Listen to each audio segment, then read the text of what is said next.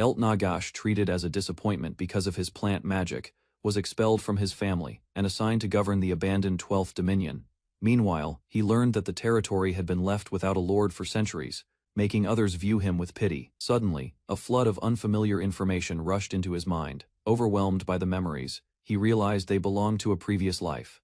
After calming himself, understood he had been reincarnated. Organized his thoughts and decided to rely on the knowledge stored in his memories. After inspecting the ruined residence, he realized the neglected building needed immediate repairs. Remembering a method from his previous life, he chose to test his plant magic. Standing outside, he activated a spell and directed magical energy into the surrounding vegetation. Moments later, massive trees expanded around the house, forming a sturdy treehouse from the abandoned structure. After completing the treehouse, rested briefly and admired the result of his first large-scale spell. Checking his condition, he realized his magical power remained far below the level he remembered. Curiosity led him inside, where the furnished interior exceeded his expectations. To recover from exhaustion, he experimented with another plant-based spell. Soon, a magical fruit tree sprouted indoors, providing valuable ingredients and proving his plant magic could be used in many ways. Satisfied with the fruit's effects, decided to improve his territory gradually, rather than rushing his plans.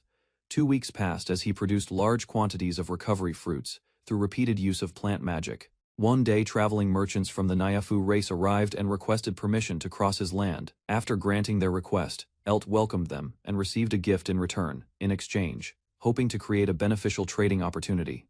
The merchants were stunned when they recognized the blue fruit as a rare healing berry with exceptional value. After calming down, their leader explained that healing berries were scarce due to limited supplies of ingredients. Listening carefully, realized the shortage affected potion production across many regions. Further inspection confirmed the berry's quality far exceeded anything the merchants had previously encountered. Offered to sell the berries, and the grateful merchants eagerly agreed to purchase them. Relieved by the merchants' interest, offered his entire stock of healing berries for sale. The Nyafu merchants were astonished by the quantity and gladly accepted the offer. Before leaving, their leader asked whether similar trades could continue in the future. Recognizing the mutual benefits, agreed to maintain a long-term business relationship. With the deal settled, the merchants began evaluating the berries, marking the start of first successful trade partnership. The appraisal revealed that each healing berry was worth far more than had expected. Meanwhile, the merchants explained that the berries were extremely rare and difficult to obtain elsewhere. Holding the payment, saw such a large amount of money for the first time since arriving in the territory. After learning that the coins could buy food, he eagerly planned his first proper meal. They wondered whether the source of the valuable berries should be investigated further. Successful trade, the merchants discussed background, and were surprised by how approachable the young noble had been. During their conversation, they noted that receiving authority over a territory at his age carried heavy expectations. Observing his actions, the merchants became convinced that was determined to develop the abandoned land. As a result, they decided to establish a local base and support his growing domain. Hearing their proposal, seeing an opportunity to strengthen his territory's future, the merchants revealed that they had already chosen the area as the location for a future trading base. They remained unconcerned because they were accustomed to harsh living conditions. Moved by their trust, officially permitted them to settle within his territory. The decision surprised the merchants, who had not expected such generosity from a noble. Wanting to improve their lives immediately, began using his plant magic to create proper housing for them. Using his plant magic once again, quickly created a massive treehouse for the merchants to live in. The Nyafu merchants stared in disbelief as a completed home appeared before them within moments. Explained that he would continue improving the settlement, little by little. Grateful for his kindness, the merchants pledged their loyalty and promised to support his rule. A few days later, news of the healing berries reached a pharmacist guild from a distant city. Pharmacist named Anata struggled with a severe shortage of ingredients. At that moment, the Nyafu merchants arrived carrying a large supply of healing berries. Shock quickly spread across Anata's face as she realized the berries were both rare and available in enormous quantities. When asked about their source, the merchants revealed they had obtained them from a young noble's territory. Recognizing a valuable opportunity, the merchants proposed sending a pharmacist to the land. Hearing about the territory's abundant ingredients, Anata immediately volunteered to travel there and manage potion production. Excitement quickly overcame her as she accepted the opportunity without hesitation. Meanwhile, providing homes and better living conditions for the growing community. The merchants informed him that a skilled pharmacist from Zanzas would soon arrive to assist the territory. Not long afterward, the merchants returned and announced that Anata had successfully completed her journey. Noel returned with Anata and introduced the skilled pharmacist to Elt, assuring him she could contribute to the territory. Upon arriving, Anata immediately noticed the abundance of healing berries. She formally introduced herself as the Vice Guild Master of Zanza's Pharmacist Guild. After meeting Elt, Anata inspected the supplies she had brought and confirmed they were suitable for potion production. Elt realized the tools could help create advanced medicines and treat more serious conditions. Anata discovered that Elt possessed knowledge of advanced potion-making techniques and became deeply interested in his abilities. Curiosity led her to ask about the origins of his rare methods and unusual expertise. Recognizing her dedication, Elt allowed Anata to remain and work in the territory. Grateful for the opportunity, Anata chose to settle there, increasing the domain's growing population. Elt announced Noel's safe return and introduced a new resident, prompting plans for a village celebration. Meanwhile, the newcomer felt honored by the warm welcome and admired the kindness of the territory. While preparations continued, Elt considered testing a newly learned spell that required immense magical power. After weighing the risks, he decided to put the magic into practice. Moments later, the spell succeeded, summoning a wooden soldier to assist the growing settlement. Elt infused magic into a sapling, causing it to expand and take shape before his eyes. Next, he guided the growing wood with precise instructions, directing the form toward a humanoid body. Soon, a towering treeman emerged, completing the creation of a powerful wood soldier. Satisfied with the result, Elt gave the golem a name and accepted it as a new helper. Its first duty involved harvesting fruits and organizing them, easing the workload across the settlement. Later, Ligo returned carrying crates of freshly gathered fruit, drawing everyone's attention. Seeing the harvest, the visitors were amazed by the variety and quantity on display. Although they expressed great excitement, Elt treated the abundance as something ordinary. Their surprise grew after learning that such fruits were considered rare and expensive in many regions. Hearing this, Elt compared it with his past knowledge and quietly questioned their true value. The guests happily accepted the fruits, treating them as precious gifts from the settlement. Watching their reactions, Elt felt satisfied that everyone was enjoying the celebration. As night arrived, the village gathered for a lively feast filled with food, laughter, and shared memories. Elt reflected on the pleasant gathering and looked forward to making potions with Analia. Meanwhile, Analia struggled with the effects of drinking too much and regretted her behavior from the previous night. Later, Elt visited Analia and decided to continue their planned potion-making session. Meanwhile, Analia remained embarrassed as memories of the previous night lingered in her mind. Rather than criticizing her, Elt reassured her and viewed the incident as proof she had enjoyed herself. Gradually, the awkward mood faded while they shared their enthusiasm for potion research. Seeing her spirits recover, Elt felt relieved and brought the conversation to a cheerful close. Although Analia was still flustered, she insisted on helping and prepared herself for the task. Soon, the pair gathered ingredients and arranged the tools needed for potion making. To avoid mistakes, Elt demonstrated the process first while Analia carefully observed each step afterward. He repeated the procedure methodically, turning his previous knowledge into practical results. While working, Elt examined an unfamiliar herb and considered how it might be used in future potions. As the lesson continued, Analia explained a mixing technique she had learned at the academy. However, Elt questioned the method and suggested that the extra step might be unnecessary. Realizing their knowledge differed, he decided to follow the approach he understood best. Carefully processing the ingredients, Elt completed each stage while observing the results closely. Before long, the potion was finished, confirming that his method worked successfully. When Elt called out to Analia, her nervous reaction immediately caught his attention.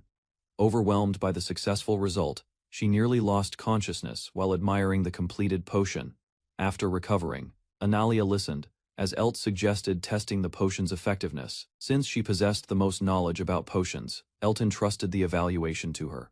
Gathering her resolve, Analia accepted the responsibility and prepared to drink the potion herself. Without hesitation, Analia drank the potion and carefully checked for any differences. To Elt's relief, she declared the experiment a success and praised the potion's quality. Soon afterward, the potion's effect became clear as her lingering hangover completely disappeared. Excited by the result, Analia realized that effective potions could be made with a simpler method. Recognizing its potential, she explained how the discovery could greatly influence future potion production and trade. A few days later, the settlement had produced a large stock of potions ready for distribution. Meanwhile, Elt explored other profitable goods and tested fruit products that could boost trade. With sales increasing, Analia accepted responsibility for managing the growing workload. To attract more residents, Elt had her prepare letters promoting opportunities within the territory. After reviewing the plan, Analia believed the offer would persuade many people to relocate. During their discussion, Analia suggested recruiting adventurers who were struggling to earn a living elsewhere. Because healing potions were scarce, many adventurers lacked the support needed for dangerous expeditions. Beyond that, the surrounding wilderness remained largely unexplored and contained abundant resources waiting to be gathered. According to Analia, gathering adventurers would gladly relocate if better opportunities became available. Hearing the proposal, Elt recognized its potential and grew optimistic about attracting many new settlers. Before long, Wood gained the ability to speak, showing that Elt's plant magic was steadily growing stronger. Across the settlement, plant magic supplied essential resources and supported the villagers' daily lives. As production increased, the territory became more prosperous and stable than before. Looking over the expanding domain, Elt felt confident that his plans would continue succeeding. With everything progressing smoothly, he left Wood behind and headed out to patrol the surrounding area. While patrolling the village, Elt was stopped by Brown, who urgently wanted to report a strange discovery. Elt learned that a mysterious tree statue had appeared near the settlement. Based on Brown's description, the statue seemed connected to one of the giant trees created by Elt's magic. Curious about the unexpected development, Elt asked to be taken directly to the location. Soon, Brown guided him through the forest and pointed out the unusual tree standing ahead. Approaching the strange statue, Elt discovered that it resembled an elf trapped within the tree. Brown explained that the figure represented Stella, a legendary hero honored throughout the region. Upon closer inspection, Elt sensed faint magic lingering inside the statue and decided to investigate further. Attempting to move the tree with his plant magic, he found that the spell failed unexpectedly. Suddenly, the statue broke apart, revealing a living elf who had been sealed inside all along. Elt found a small elf trapped inside a tree and carefully tried to help her. Confusion filled his mind as the strange girl appeared. After he used plant magic on a wooden statue, despite his attempts to command the tree, the elf remained stuck and simply watched him. Later, a healer examined her condition and found nothing unusual about her body. After reaching the village, Elt introduced himself while the rescued elf stayed close beside him. At the clinic, the rescued elf politely greeted everyone as Elt listened to the introductions. She revealed her name as Stella Naristar and confirmed that she was an elf. Surprise spread through the room when the others recognized the name as that of a legendary hero from centuries ago, prompting Elt to ask how she had become a wooden statue. A hidden truth emerged as Stella explained that the form had been created by a powerful magical. Elt learned that Stella had been trapped inside a wooden statue after using a dangerous magical item to recover her stamina. Sympathy filled the room as the others imagined the long years she had spent unable to move. Meanwhile, treating the ordeal as something already left behind, attention soon shifted when Elt questioned whether she was truly the legendary hero from history. Interest deepened after her reputation surfaced, revealing that Stella had once wielded extraordinary strength magic. Stories about Stella's legendary strength spread as her past feats were recalled. Amusement followed when she casually demonstrated power that seemed impossible to ordinary people. Embarrassment appeared on Stella's face as exaggerated tales continued to surface. Wanting proof, Elt quickly created a piece of ebony with his plant magic, without hesitation. Stella accepted the request and prepared to show her strength once more. A single squeeze shattered the ebony into splinters, proving Stella's legendary strength beyond doubt. Satisfied with the result, Elt accepted that the elf before him was the real hero. The conversation then turned to her future, and whether she would resume her old life. Instead of leaving, Stella quietly asked for permission to remain in the territory. After reflecting on her long isolation, Elt realized she had nowhere else to return and considered letting her stay. Relief spread through the room as Elt allowed Stella to remain in the territory for as long as she wished. Gratitude followed immediately, and Stella expressed her desire to repay the kindness she had received. Soon, the villagers warmly welcomed her, while Stella promised to do her best alongside them. An awkward moment emerged when talk of her former fiancé resurfaced from the past. Embarrassment quickly replaced confidence as detailed stories about her old adventures. A peaceful arrangement was proposed, allowing Stella to stay freely as long as she contributed to the territory. Laughter filled the room when the others reacted to her unusually simple wish for a quiet life. Contentment soon appeared on Stella's face as she accepted the offer without hesitation. Determination followed, leading her to pledge her support and service to Eylt. Mutual respect marked the beginning of a new chapter, as everyone welcomed Stella into their growing community. Several days later, Noel returned to the territory and eagerly reported back to Eylt.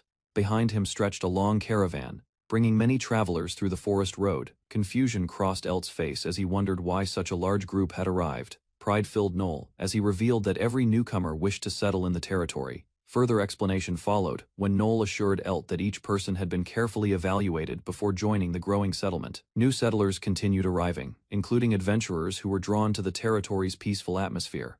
Among the newcomers was Analia, who chose to visit despite still having responsibilities elsewhere. Surprise spread across Eylt's face as more familiar people appeared than he had expected.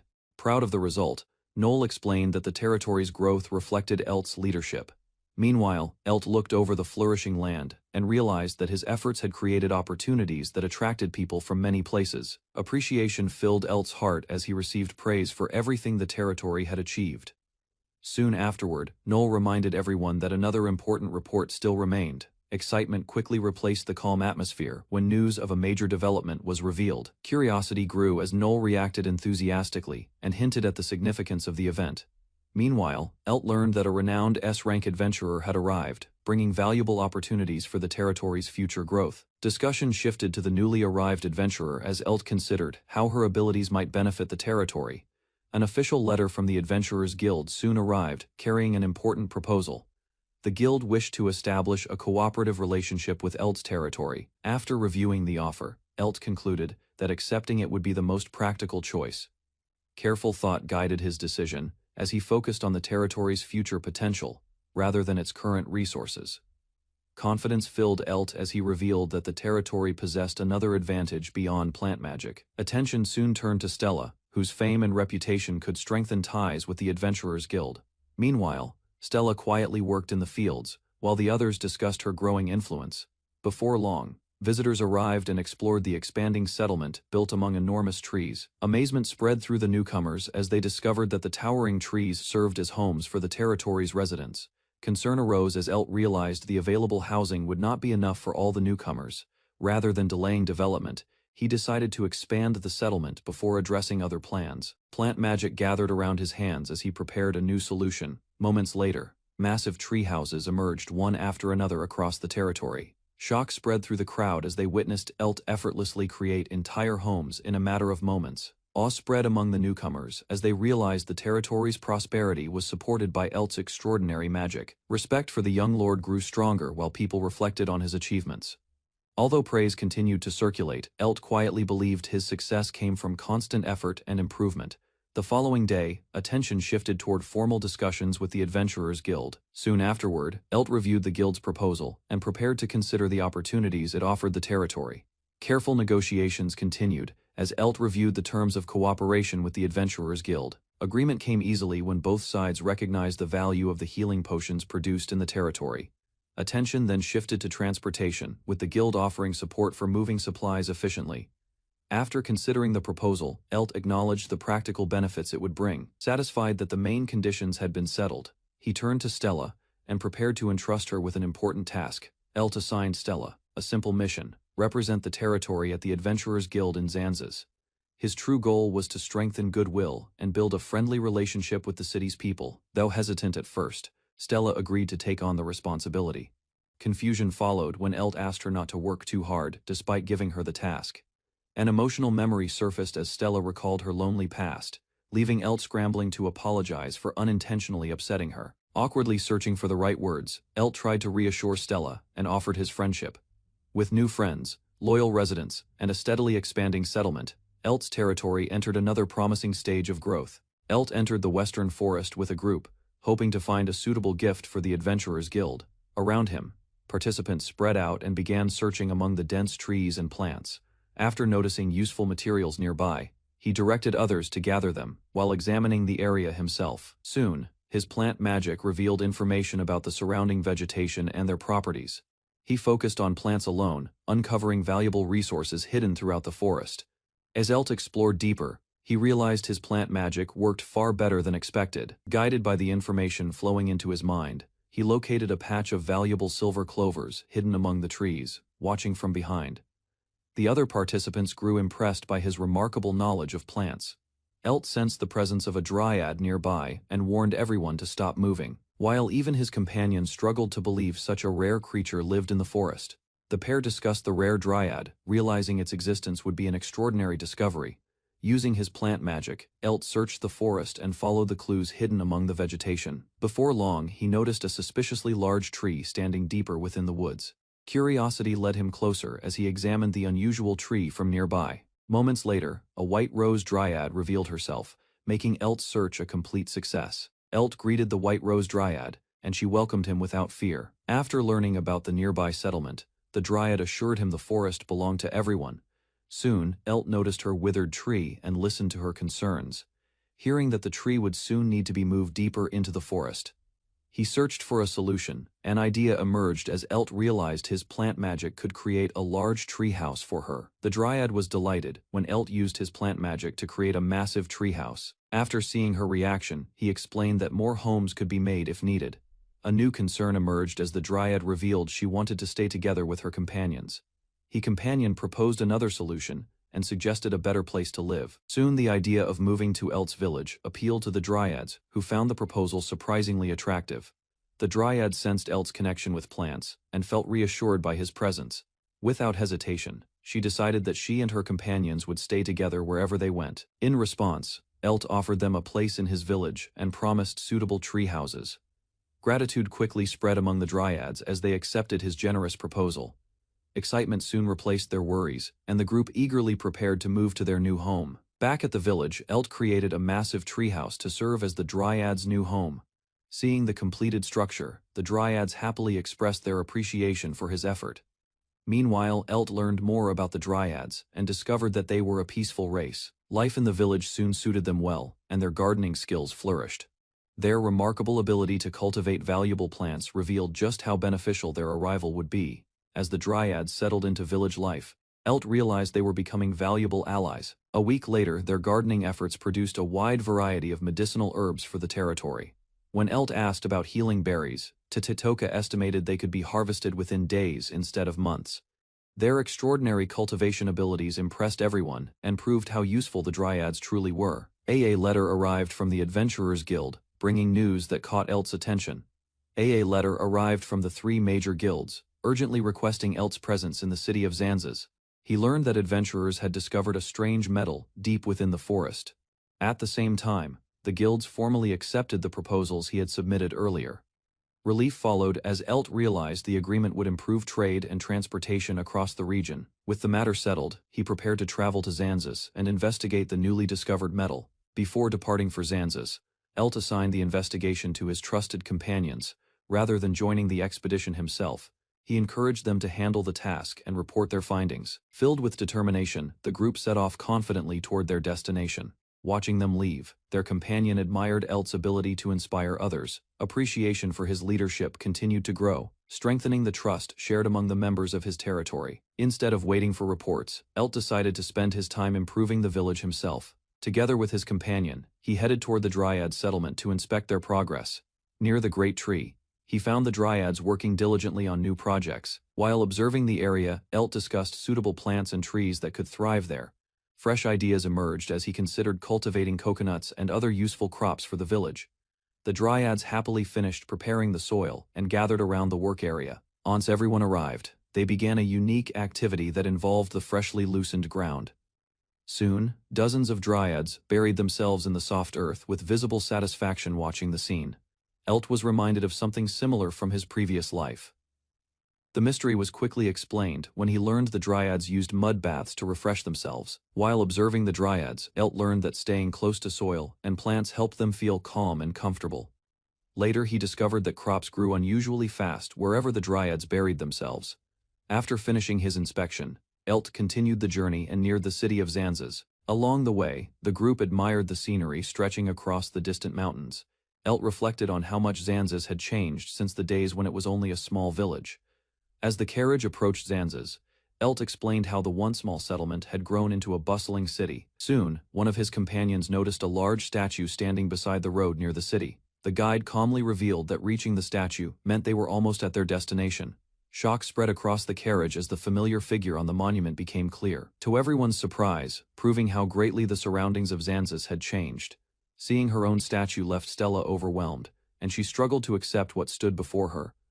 A strong determination gradually replaced her confusion as she reflected on the sight. Without warning, Stella declared that she would devote herself fully to becoming an adventurer.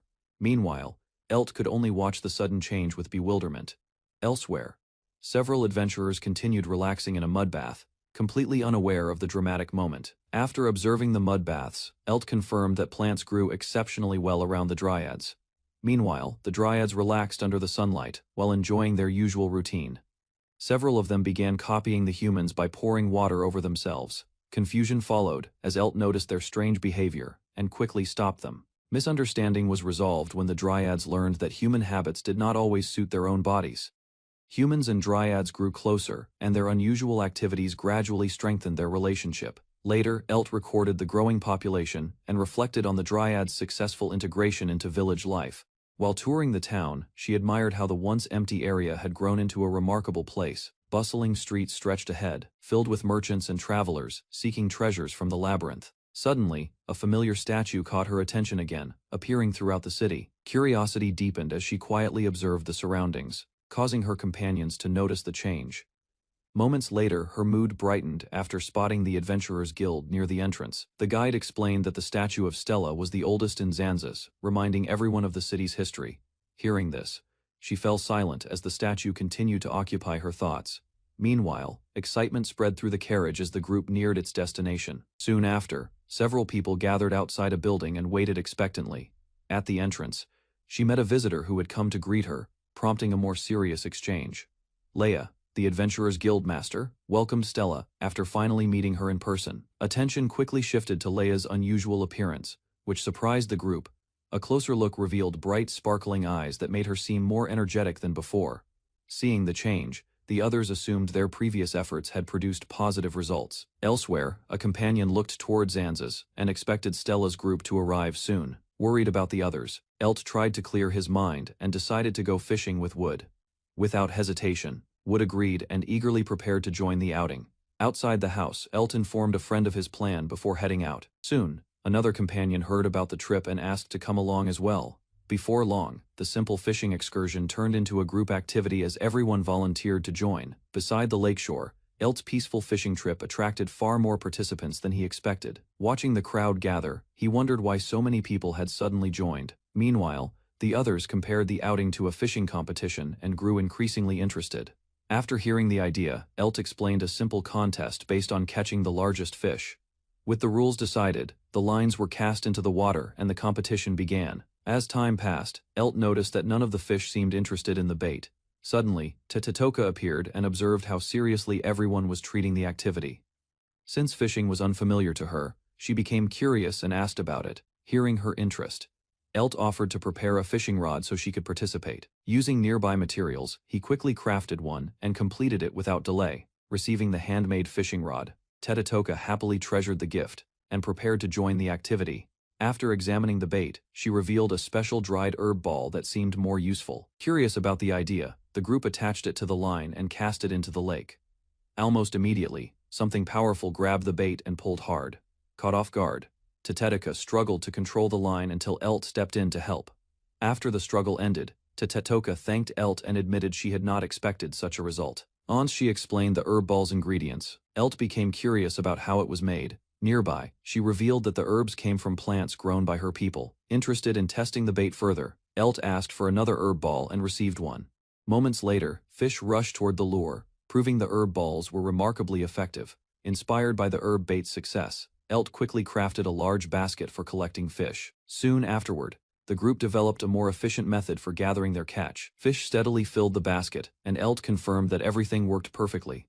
Elsewhere, another adventurer struggled to catch anything and grew increasingly discouraged. Upon seeing Elt's overflowing haul, he was left stunned by the overwhelming difference in results. Among the catch, the group discovered several rare rainbow fish with valuable magical properties. After examining the lake, they realized the special herb bait had attracted fish that ordinary bait could not. As the discussion continued, Everyone praised Tetetoka's herb ball for its remarkable effectiveness. Attention soon turned to the rainbow fish scales, which naturally grew back after falling off. Holding one of the scales, Elt sensed magical energy and became interested in its potential uses. After inspecting the scale, Elt learned that its color determined its magical properties and possible uses. Hearing that orange scales improved plant growth, he immediately saw value for his territory's development. Since he lacked the means to raise the fish properly, Elt decided to release them for the time being. Before doing so, he offered some of the fish to Tetetoka out of curiosity. The moment food was mentioned, her attention shifted completely to the rainbow fish. Accepting Elt's offer, Tetetoka received a rainbow fish as payment for the herb bait. After taking a bite, she carefully considered the flavor, while Elt waited for her opinion. Rather than praising it outright, she suggested the fish would taste better with jam or other additions. With plans to return home soon, Elt postponed further testing and promised another opportunity later. Meanwhile, he began wondering whether rainbow fish were truly the only unusual creatures living in the lake. Before leaving, Elt decided to investigate the lake again in the future and search for other useful resources. As the day came to an end, the group reflected on their enjoyable fishing trip beside the water. While everyone relaxed, Elt suddenly noticed that Tetetoka's appearance seemed slightly different. To his surprise, she revealed that her flower had grown larger during the outing. Tetetoka happily explained that larger flowers earned greater respect among her people. Elt learned that larger flowers granted greater status and stronger ties to the earth. Realizing the recent growth might be connected to the rainbow fish scales, he questioned her about the change. Excitement quickly spread when Elt suggested finding a way to produce more scales in the future. Later that night, the group reflected on the day's success and the progress of negotiations. News arrived that many people wished to migrate, giving them another matter to review. During the discussion, a local legend about the territory's long unused land sparked curiosity among the group. Meanwhile, exhaustion finally caught up with Stella after the attention she received throughout the day. Recalling the overwhelming number of autograph requests, she reflected on how unprepared she had been. Seeing her condition, the others encouraged her to forget everything else and focus on resting. Soon afterward, the conversation faded as everyone began settling down for the night. Later that evening, one companion finished preparing a batch of potions, after finally reaching a stable place to work. Near the great tree tower, fruits ripened quickly, showing the land's growing vitality. Meanwhile, the villagers harvested tomatoes, lettuce, peppers, and cucumbers that thrived, despite the season. Observing the fields, the dryad and the plant experts examined the unusual growth with interest. Across the once empty farmland, rows of healthy crops spread widely, turning the area into a flourishing garden. However, as excessive harvesting could weaken the earth and reduce future yields. After learning the cause of the declining harvests, the cat villager decided to discuss proper crop limits with Elt soon after. A worker arrived to announce the opening of the mud bath service. Gathering nearby, the group welcomed the chance to relax while enjoying the benefits of the earth. During the discussion, plans were made for the next break and future visits. Excitement spread as the reservation was recorded, securing a place for the eager participant. Upon returning, the three reported that the partnership seed project had proceeded smoothly without major problems.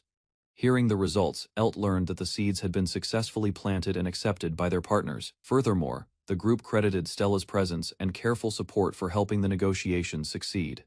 In response, Elt praised their efforts and expressed appreciation for Stella's hard work. As a reward for the successful mission, he prepared a special bonus to recognize her contribution. When the bonus was offered, Stella hesitated, feeling she had already received enough during the journey. Despite Elt's explanation, she remained reluctant to accept the additional reward, searching for a solution. He jokingly suggested building statues of her throughout the territory instead. Embarrassed by the idea, Stella quickly changed her mind and accepted the gift. With the matter settled, attention shifted toward reviewing the list of incoming migrants. A new group of migrants arrived, and Elt prepared to welcome the craftsmen joining the settlement. Upon entering the village, the newcomers were puzzled by the sight of dryads resting beneath the soil.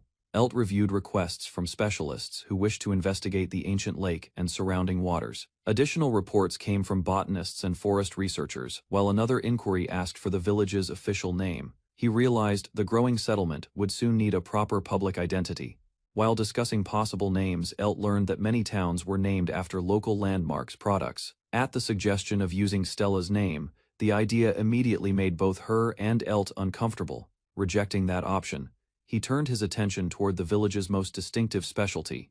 As he reflected on the settlement's identity, memories of its local produce came to mind. Before long, the first harvest stood as a symbol of the village's growth and future name. After considering the village's history and first harvest, Elt proposed the name Heelberry Village. The suggestion was warmly received, and the residents quickly agreed that it suited their home. Later, the village settled into its usual rhythm, while Elt enjoyed a brief rest after the discussions. Looking out across the settlement, he felt the new name would gradually spread beyond the region. Meanwhile, another peaceful day began in Heelberry Village, with a simple breakfast prepared from local produce. While reviewing recent developments, Elte noticed that Wood had become capable of handling increasingly complex tasks. With important plans ahead, he prepared for a busy day focused on the territory's growth. Outside, the villagers eagerly organized promotional signboards to strengthen ties with Zanzas. Meanwhile, Stella inspected newly produced lumber and was impressed by its remarkable quality. Elt examined the material himself and recognized the exceptional craftsmanship behind it. While preparing materials, Stella skillfully worked the lumber, impressing everyone with her craftsmanship across the village.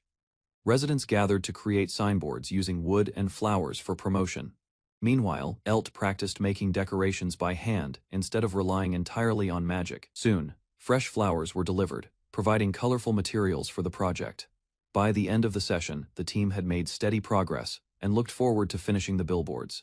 The completed signboards were placed around the village, guiding travelers to local attractions. After reviewing the designs, Elt felt one of the advertisements still lacked an important detail. Soon he suggested adding an illustration of a dryad to make the sign more memorable. Pleased with the idea, the artist quickly revised the billboard and completed the design. Before long, Heelberry Village gained wider attention, and unusual stories about its customs began spreading among travelers. As more visitors arrived, Heelberry Village gradually gained a reputation for its mud baths and relaxing atmosphere. Elt noticed that traffic through the village had increased thanks to the new signboards. Amid the growing activity, a letter arrived from the Adventurer Guild requesting assistance. After reading the message, he learned that Stella was being asked to prepare special medicinal potions. Further details revealed that dangerous lightning spirits were involved, leaving Elt curious about the situation. The villagers explained that living lightning spheres roamed the area and posed a serious threat to travelers. According to the report, the creatures could strike through metal armor, making them difficult to handle. After hearing the details, Elt realized large quantities of paralysis. Curing potions would be required. The request specifically mentioned Stella, because she had previously ventured deep into the dangerous region. Embarrassed by the attention, Stella insisted her past success had mostly been a matter of luck. Elt became curious about the mysterious region filled with lightning spheres. Further investigation revealed that the creatures were connected to powerful lightning crystals hidden within the area. The group also learned that the location had blocked adventurers from conquering the second floor for generations. After considering the challenge, Elt asked Stella whether she wished to explore the dangerous zone again. Remembering her unfinished journey there, Stella decided she wanted to overcome the area once. After hearing Stella's decision, Elt agreed to accept the guild's request. Before the mission began, he set a condition that safety must come before success. With the preparations complete, Stella promised to return without taking unnecessary risks. Encouraged by his trust, she accepted the challenge, while Heelberry Village continued growing with its expanding population. Elt approached the Dryad and requested help cultivating heel mangoes needed for paralysis remedies. Without hesitation, the Dryad accepted the task and prepared to support the cultivation effort. Meanwhile, heel mangoes remained scarce across the world, making them highly valuable despite the heavy magic required. After considering his limits, Elt realized producing enough healing fruit would take considerable time. Before leaving, he offered rainbow fish scales, and the Dryad gladly accepted the additional gift. The Dryad accepted the fish scales and considered using them to improve heel mango production. Afterward, Elt asked for ideas regarding the dungeon's paralysis problem. Rather than blaming the treeman, the Dryad suggested lightning as the likely cause. Considering the situation, Elt believed he could investigate Xanias himself and hoped Stella would assist. Soon, Stella trained vigorously with a wooden weapon, preparing for the journey ahead. While Stella continued training, Elt encouraged her to proceed without worrying about him. Nearby, a treeman observed her powerful swings and compared them to a batter's technique. Soon, Stella explained how lightning balls attacked and where they usually aimed, demonstrating the method she practiced turning her body and striking at the right moment. Meanwhile, the treeman listened carefully and began learning the movements needed to defend themselves. After hearing Stella's explanation, Elt realized the lightning balls could be handled through batting practice. Soon, he planned to make balls, mitts, and other equipment to improve the training process. Later, Elt inspected the heel mango field and saw the fruit nearing harvest.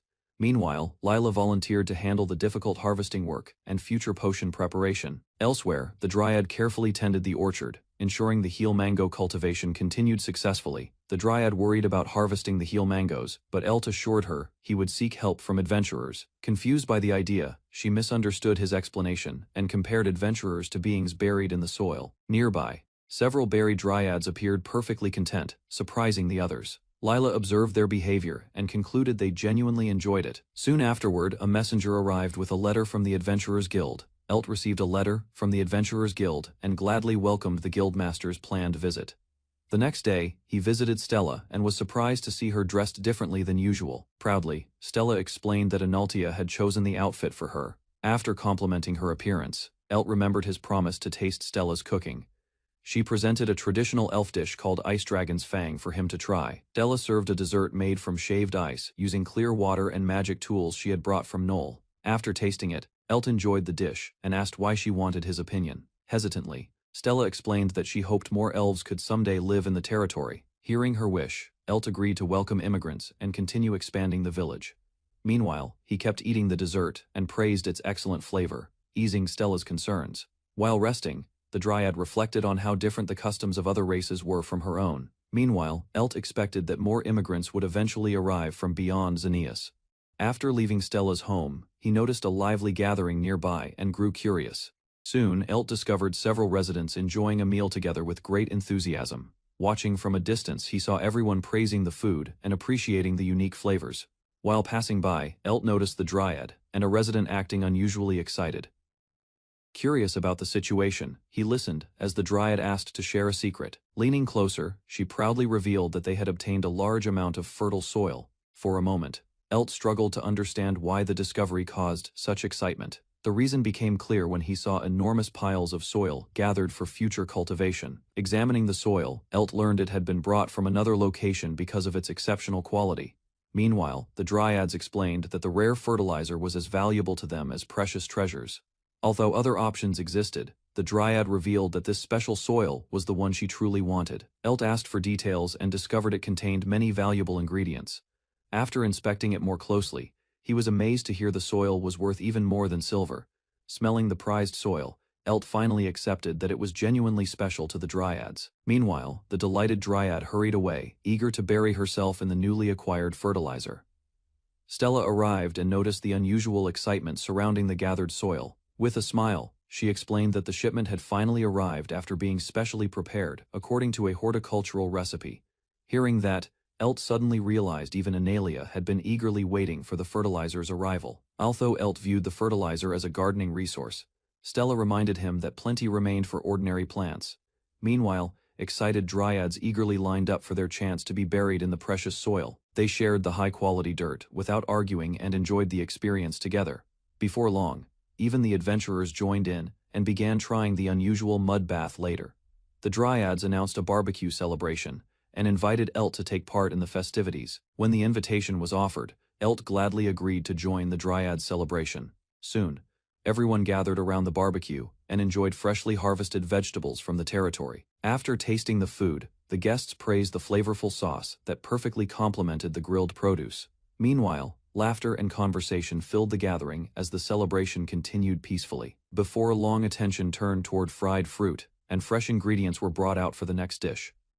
Fresh fruit was placed on the grill, and everyone eagerly waited to taste the new dessert. After taking a bite, Elt watched as the others reacted with surprise and delight. Meanwhile, Analia and Knoll praised the fried fruit for its sweet flavor and pleasant texture. Pleased by their reactions, Elt promised to prepare even more for the gathering. As the celebration continued, the guests happily enjoyed the treats and shared a simple moment together. Evening approached, more residents joined the barbecue, and the celebration continued well into the night. Looking back on the gathering, Elt felt satisfied that he had grown closer to nearly everyone in the territory. Afterward, a reply was prepared and sent to the Adventurers Guild regarding the upcoming visit. Meanwhile, Elt learned that the guildmaster would likely arrive within the following week. Considering the occasion, he began planning the best way to welcome the important guest. A cat-like villager happily carried a bag filled with handmade balls during the morning. After meeting the young lord, He explained that the prototypes had already been completed ahead of schedule.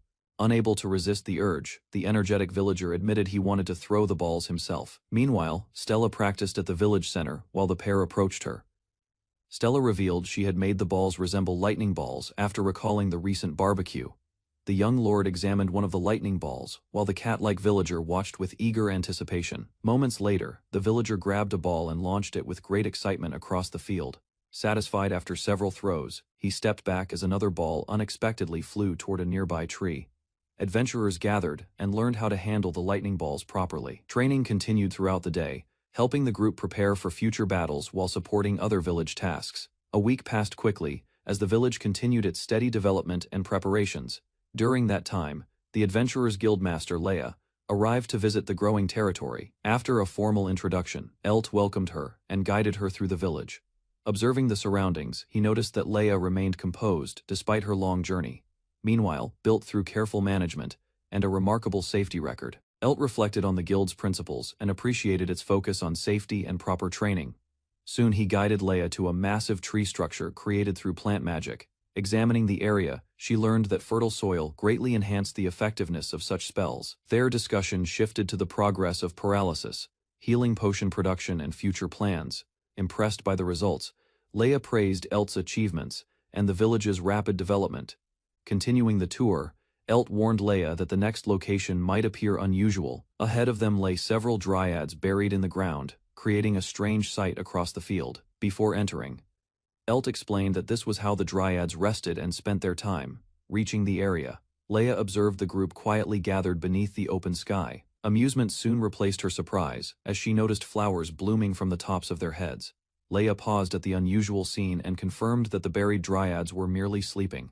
As Elt explained their customs, she learned that resting beneath the soil held special meaning for their kind. Nearby, some dryads received water while continuing their peaceful routine underground. Gradually, Leia began to understand the practice, though its appearance remained startling.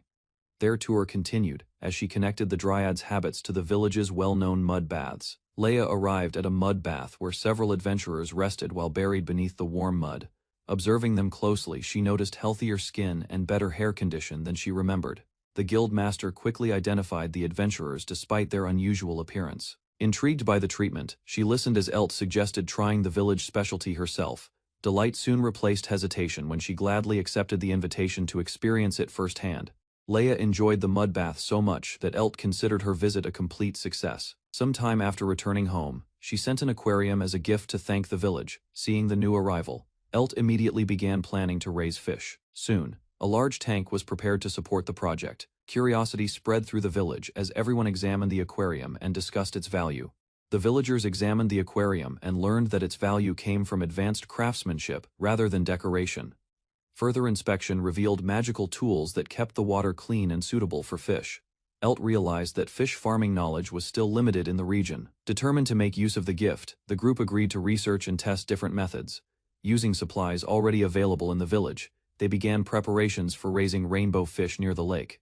Explained that successful fish farming could bring valuable resources and new opportunities to the village. Meanwhile, the cat-like villager acknowledged the risks but understood why the project was worth pursuing. After listening carefully, the dryad finally grasped the purpose behind their plans. Excitement soon spread as she eagerly joined the trip to the lake once more. With her appetite providing extra motivation, the group headed toward the water to begin their experiment. The villagers finished assembling the equipment and gathered beside the lake for the next step. Once everyone moved back, Elt prepared to demonstrate a new use of his plant magic. Moments later, a massive wooden arm rose from the ground under his control. Amazement spread through the group as they watched the enormous structure move. Using the giant wooden arm, Elt gained a practical tool for handling work around the lake. Following the plan, Elt decided to place the entire aquarium into the lake to begin the experiment. Before lowering it, he had a herb ball added inside to attract the fish. Using the giant wooden arm, the heavy aquarium was carefully lifted above the water. Steadily, the structure was lowered into the lake, while the villagers watched the process. Within moments, fish gathered around the aquarium, drawn by the food placed inside. The group watched the lake closely, but Elt decided to wait until fewer fish crowded around the aquarium. While they waited, the cat-like villager praised the usefulness of Elt's plant magic once again. In response, Elt reflected on its limitations, despite its effectiveness for tasks like this. As the rainbow fish settled down, he searched through his belongings to pass the time. Suddenly, the villager noticed something familiar, and Elt remembered the forgotten herb ball. Remembering the herb ball, the cat, like villager, eagerly threw it into the water to attract more fish. Half an hour later, the dryad admired the results as the fish gathered around the aquarium. Among the rainbow fish, one golden specimen caught everyone's attention with its unusual appearance. After discussing it, the group concluded that the fish had become a rare, unique variant. Soon afterward, Elt examined a golden scale that had fallen from the remarkable fish. The dryad stared eagerly at Elt, hoping to receive part of the rare golden fish. Unable to resist her enthusiasm, Elt allowed her to have a small portion. After tasting it, she immediately noticed a richer flavor and enjoyed it far more. Listening to her impressions, the group considered whether the fish's stronger magic had affected its taste. With no issues expected from the aquarium environment, they decided to bring the unique fish home, explained that they would begin by raising only a small number in the aquarium. The conversation then shifted to Elt's background, prompting him to mention his family's reputation for careful planning. Recalling that reputation, he reflected on how others often associated his actions with the same traits. Soon afterward, Elt asked the villagers to help transport the aquarium back to the settlement. As everyone prepared to leave, he promised a reward once the work was finished. Cheering together, the villagers carried the aquarium back home. Stella and Wood departed for Zanzas with the completed paralysis cure potions. While they were away, Elt inspected the fish tanks and found everything running smoothly. The fish continued eating their feed, and their scales dropped regularly without any issues. However, they refused normal fish food and only consumed the herb balls produced by the dryads. Realizing the growing fish would need much more feed, Elt began considering a way to mass-produce the herb balls. After learning that Rena could produce large quantities of herb balls, without wasting time, he asked for another fish tank and began planning to expand the breeding operation. To test the idea, Elt handed over a herb ball and watched the reaction closely. Rather than rejecting it, Rena sampled the food herself and even offered some. In return, a pleased expression spread across her face, confirming that the herb balls were both edible and effective. Rena encouraged Elt to taste the herb ball, leaving him unable to decline the offer. Curiosity replaced his hesitation as he took a bite and carefully considered the flavor. To his surprise, the herb ball tasted pleasant, with a mild spiciness that was easy to enjoy. Satisfied with the result, Elt expressed his approval while continuing to eat the snack. He reminded himself to verify every assumption before reaching conclusions in this world. As Elt reflected on recent events, strange information suddenly appeared in his mind without warning. The unexpected knowledge revealed a new ability called the power of the dryads. Recalling the scale he had eaten earlier, Elt began connecting it to the source of the skill. Careful consideration led him to realize that skills and magic followed entirely different rules. Remembering his past game knowledge, Elt understood he had obtained an ability that should have been impossible to acquire. Rather than chasing new magic, Elt became interested in the rare skill he had unexpectedly obtained. He reviewed his memories and concluded that the ability should enhance farming-related activities. With that theory in mind, Elt buried himself in the soil and waited for a reaction. Nearby, the dryads tested several ideas, including planting a seedling and watering the area. No obvious change appeared, and Elt could only admit that the experiment was not going well.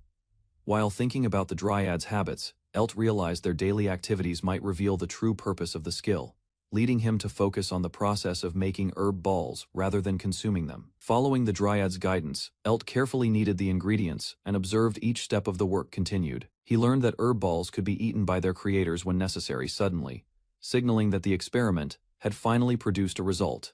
As Elt continued kneading the herb ball, he sensed a strange force flowing from his body into the mixture. The dryad quickly noticed the change and realized he had already discovered the proper method. Further explanation revealed that a completed herb ball required a special touch normally performed by mature dryads. Elt understood that the power of the dryads enhanced the production process itself. He gladly used the ability to create more feed for the rainbow fish. After producing a sufficient batch of herb balls, prepared to test the results on the fish. News of his newly acquired skill surprised the others, who knew such abilities were extremely rare. Even Noel confirmed that obtaining a skill was considered nearly impossible for most people. Elt became convinced that the herb balls were connected to the power of the dryads. He dropped the feed into the tank and waited to see how the fish would respond. The fish immediately accepted the new herb balls, confirming that ET's plan had worked. Excitement spread through the group as the successful feeding test exceeded their expectations. Explained that the rare skill had likely come from the fish scale he had eaten. Wanting to verify his theory, he offered scales to the others and encouraged them to try the same method. The pair became interested after learning that the scales might grant a valuable skill. After receiving their promises of secrecy, Elt agreed to let the others try the fish scales. Both eagerly accepted, hoping to obtain the same rare skill for themselves. The possibility excited Elt, since it could solve the territory's feed shortage.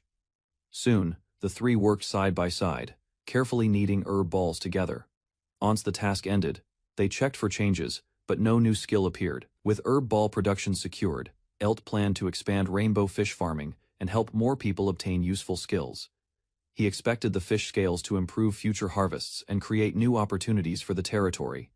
Every step of the project was aimed at strengthening and developing his domain. Meanwhile, Stella and Wood arrived in the city of Zanzas. Upon entering, they noticed unusually large crowds and began wondering what event had drawn so many people together.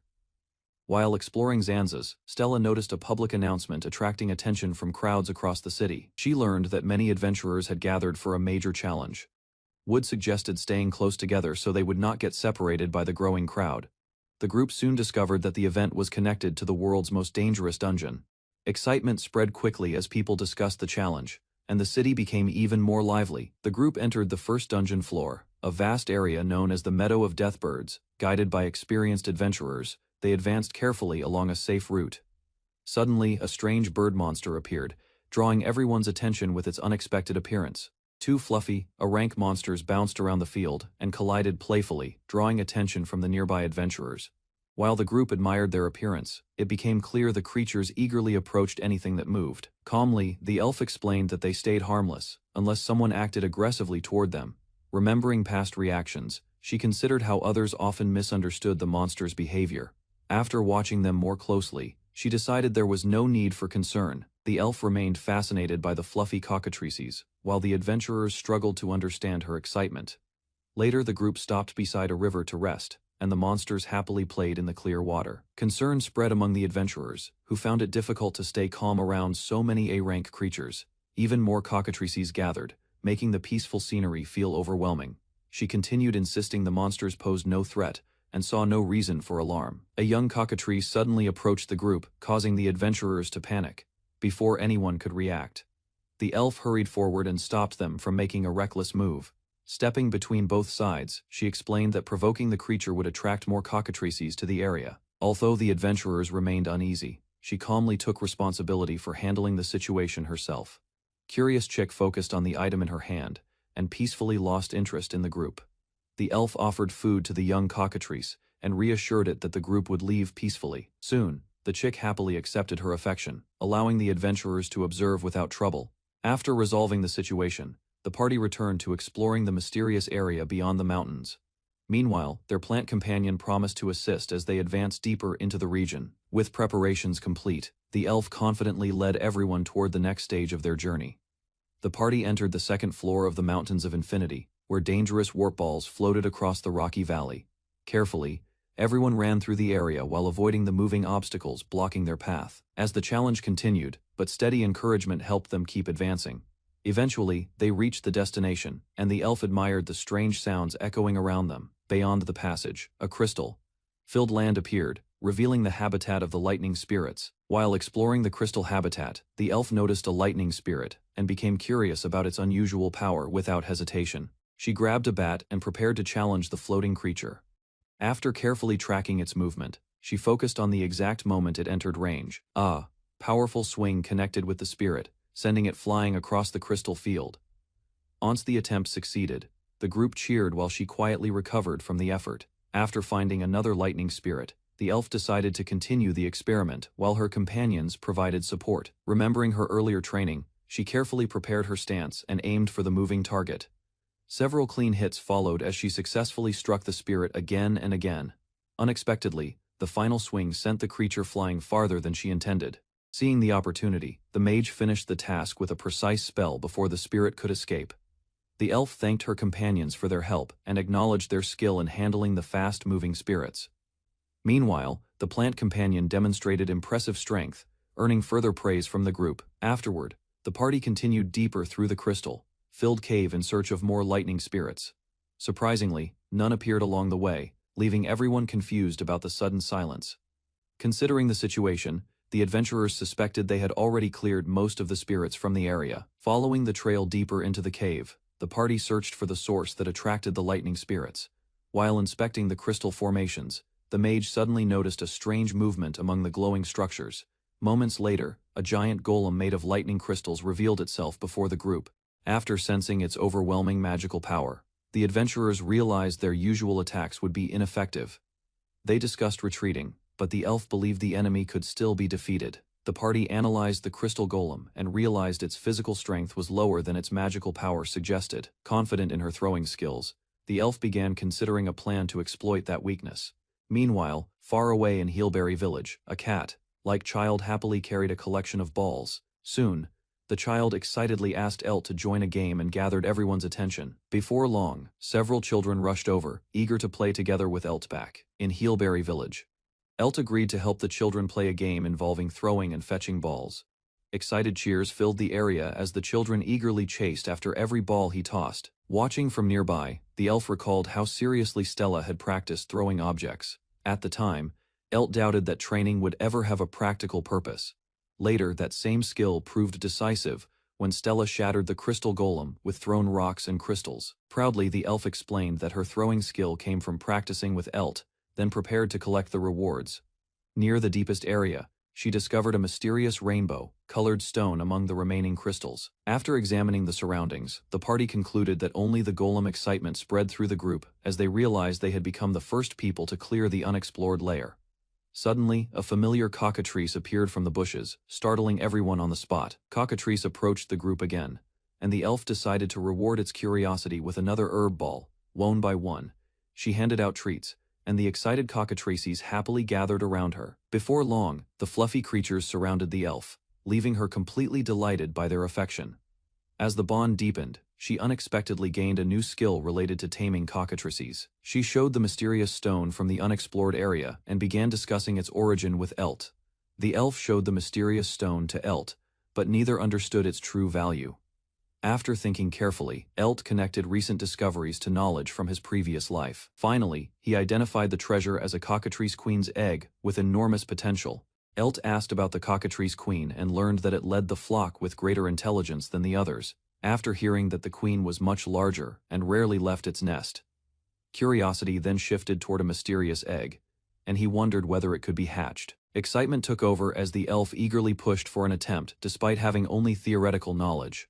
Meanwhile, deciding to postpone the plan while considering the risks involved, Elt explained that hatching the egg required a rare cockatrice tamer skill, making the task difficult. To his surprise, the elf suddenly obtained that very skill and celebrated the unexpected reward. Disbelief crossed Elt's face as he learned how easily the skill had been acquired. According to her explanation, gaining it normally required feeding tameable monsters countless times. Only then did the elf realize that Elt had already fed the cockatrices thousands of times without noticing its significance.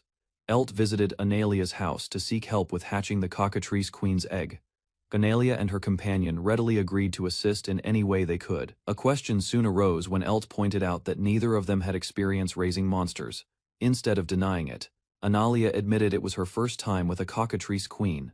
Her enthusiasm became clear, as she proudly showed her collection and explained how beloved cockatrices were in her homeland, including gathering materials and producing items from cockatrice feathers. He then explained that proper care after the hatch would be just as important as the hatching itself. According to Stella's advice, large amounts of vegetables and herb balls would be needed for the young monster. The plan delighted Stella, who eagerly imagined teaching adventurers how to make the special food. Elt expressed his gratitude and prepared a small gift in return for the assistance. He offered Stella a drink, and she thoroughly enjoyed the refreshing taste. Soon afterward, Stella proposed creating a comfortable shelter where the cockatrice could stay protected from harsh weather. The group inspected a suitable area and discussed the creature's habits. Using plant magic, Elt immediately began shaping a massive structure from a living tree, within moments revealing a spacious treehouse prepared for the future cockatrice queen. Completed treehouse impressed everyone, and Elt's plant magic once again earned admiration from the group. After checking the interior, he confirmed that the spacious structure would be suitable for the cockatrice queen. The others volunteered to help furnish the building, while Elt thanked them for their continued support. A new request emerged concerning an unused area nearby, rather than expanding the current square. Elt learned that the land was intended for a separate training. The discussion shifted to baseball, and Elt explained that the new square would be used for practice and future matches. Adventurer became excited and immediately wanted to teach it to newcomers. Still, Elt decided to keep the rules simple so the game would remain easy and enjoyable. Rather than rushing, he encouraged everyone to think long-term and let interest grow naturally. Several days later, preparations continued, as information about raising cockatrices was carefully gathered. A letter from Leia arrived through the Adventurers Guild, prompting Elt and the others to review its contents. The message expressed gratitude for the successful expedition and reported the region's growing recovery. Along with the letter came a special mantle and several keepsakes sent as gifts. As Elt searched through the package, he learned that Leia was already planning a marketplace for future trade. Excitement quickly spread when the contents were revealed, uncovering a collection filled with charming. The package included a mantle, featuring Stella's likeness, leaving Elt puzzled by the unexpected design. Everyone learned that Stella had become a popular symbol used in promotional materials and artwork. Excitement immediately spread, and both Stella and Analia wanted matching items for themselves. Seeing no issue with the idea, Elt gave his approval and allowed Stella to keep the mantle. He quietly worried that the growing attention might encourage Stella's enthusiasm a little too much. As Stella admired her new outfit, Elt wondered what kind of request she might make next. 2 days later, and Stella happily appeared wearing a pajama made from cockatrice feathers. With everything ready, Elt began the hatching process by applying the special potion to the egg. A large amount of magic power was then poured into the shell to support its development, finally providing warmth as the designated cockatrice tamer. Following Elt's instructions, Stella carefully held the egg and settled into the nest to keep it warm. As night fell, she remained beside the egg, protecting it with great care. During the quiet wait, Stella drifted into sleep while gently cradling the future hatchling. A personal dream surfaced, revealing her long-standing wish to raise a cockatrice as a companion. Listening nearby, Elt finally understood that her enthusiasm came from a genuine dream she had carried for years. Seeing Stella's dedication, Elt reassured her that the dream she cherished was close to becoming reality. Grateful for everything that had happened, Stella expressed her happiness while continuing to hold the egg carefully. Without warning, a crack suddenly appeared across the shell, startling her. Excitement filled the room as the first signs of hatching became unmistakable. They watched in silence, their attention fixed on the egg as the shell slowly broke apart. The egg finally hatched, revealing a tiny cockatrice that immediately recognized Elt and Stella as its parents. While Stella reacted with surprise, the newborn happily approached her and enjoyed the warmth she provided. Moments later, the chick eagerly sought attention from Elt and asked to be petted.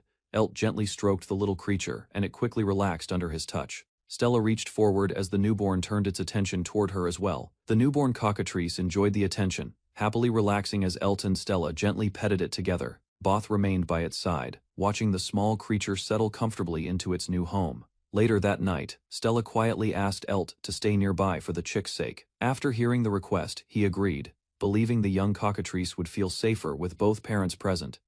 The day ended peacefully as they rested beside the hatchling and left future plans for tomorrow.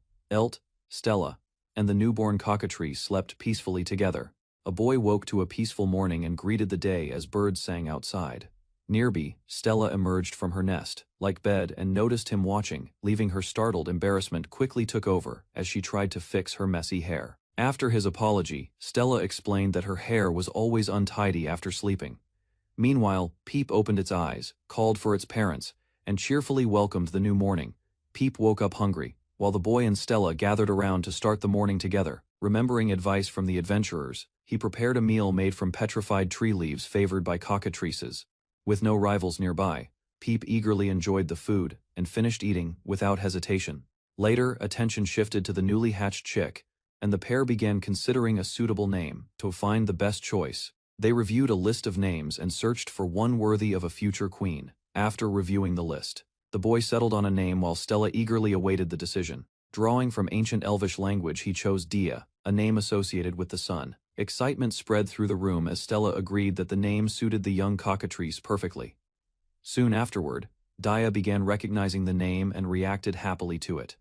Moments later, a faint glow appeared around Dia, showing that the little chick had warmly accepted her new identity. Dia happily continued eating and showed clear excitement after receiving her new name. While looking around the nest, she noticed movement outside and sensed someone nearby. Concern crossed the boy's face, but Stella explained that curious villagers often came to see newborn cockatrices. Rather than staying hidden, Dia became eager to meet the visitors and rushed toward them, beyond the shelter. Figures could already be seen approaching, drawn by news of the newly hatched chick. Reaching the visitors, Dia suddenly declared that the people before her were dead.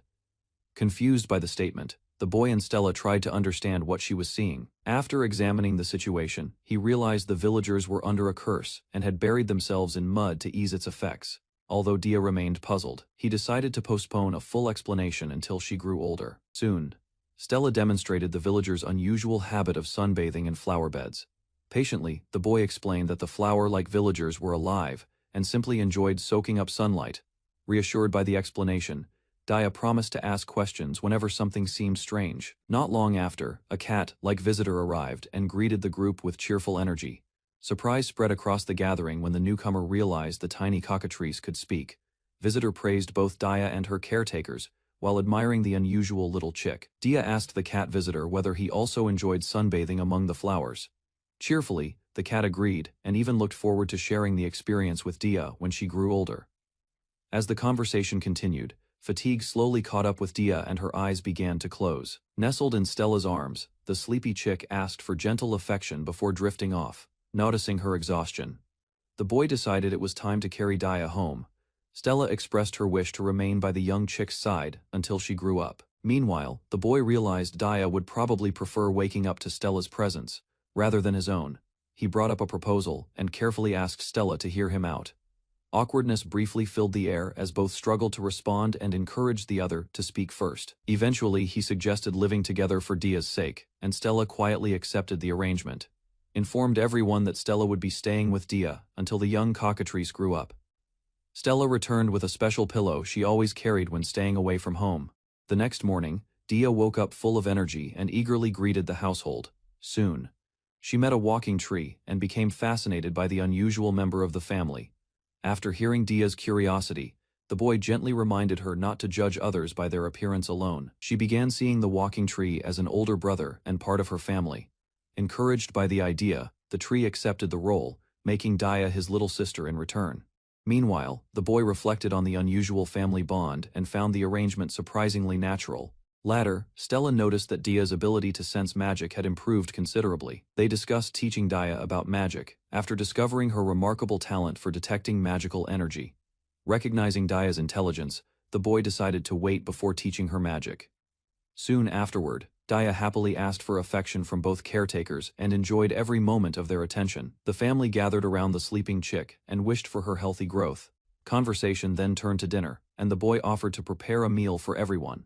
With the plan decided, the household headed to the kitchen and began making dinner together.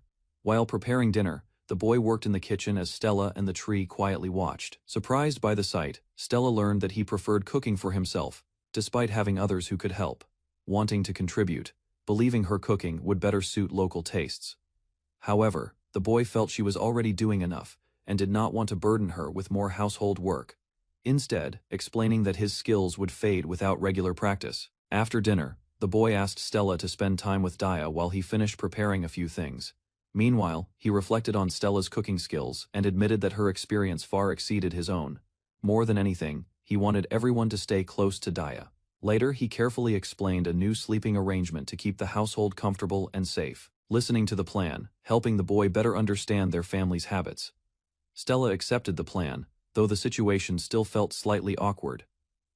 That night, the boy carefully marked a boundary on the bed while everyone settled into their places. The following morning, Dia enjoyed a refreshing bath and happily splashed around in the water. Once the washing was finished, Stella helped clean every feather while the boy watched nearby. Leaping out proudly, Dia admired her spotless appearance and thanked her caretakers for helping her feel fresh. After breakfast, the boy wrote a letter seeking information about Dia's origins and other cockatrice queens. Since no one nearby knew much about the species, he requested advice from the Adventurers Guild and experts in Zanzas. Elsewhere, village leaders reviewed reports and discussed the region's growing production and trade. Concerns arose because herb cultivation and local resources had reached their limits. A new proposal emerged to expand cultivation by making better use of the surrounding forest. Group learned that a large herb-rich area existed deep within the forest. Without hesitation, the boy proposed forming a reconnaissance team to investigate the region. He revealed plans to build great tree houses and expand settlement opportunities inside the forest. At the same time, everyone agreed that development must be handled carefully to avoid damaging the ecosystem. The team moved forward with the expedition while the boy returned to check on the sleeping Daya. During the meeting, the boy noticed two visitors quietly staring at him and wondered what had happened. Meanwhile, they could not stop admiring Dia and became captivated by her adorable appearance. Later, the group compared notes and discovered that Dia had already grown slightly larger overnight. Reflecting on the changes around him, the boy realized he had gradually taken on the role of Dia's father. Lita sat quietly, troubled after hearing about Heal, Berry Village and its connection to someone important. Meanwhile, Jessica revealed her wish to visit the village, believing Stella, Sama, might be the adventurer she had long admired. Excitement filled Jessica as she explained Stella, Sama's remarkable reputation and sought Leah's opinion. After considering her request, Leah assured her that the villagers would gladly welcome her. Relief appeared on Jessica's face as she thanked Leah. Curiosity arose when Jessica noticed the unusual hat Leah had been wearing all this time.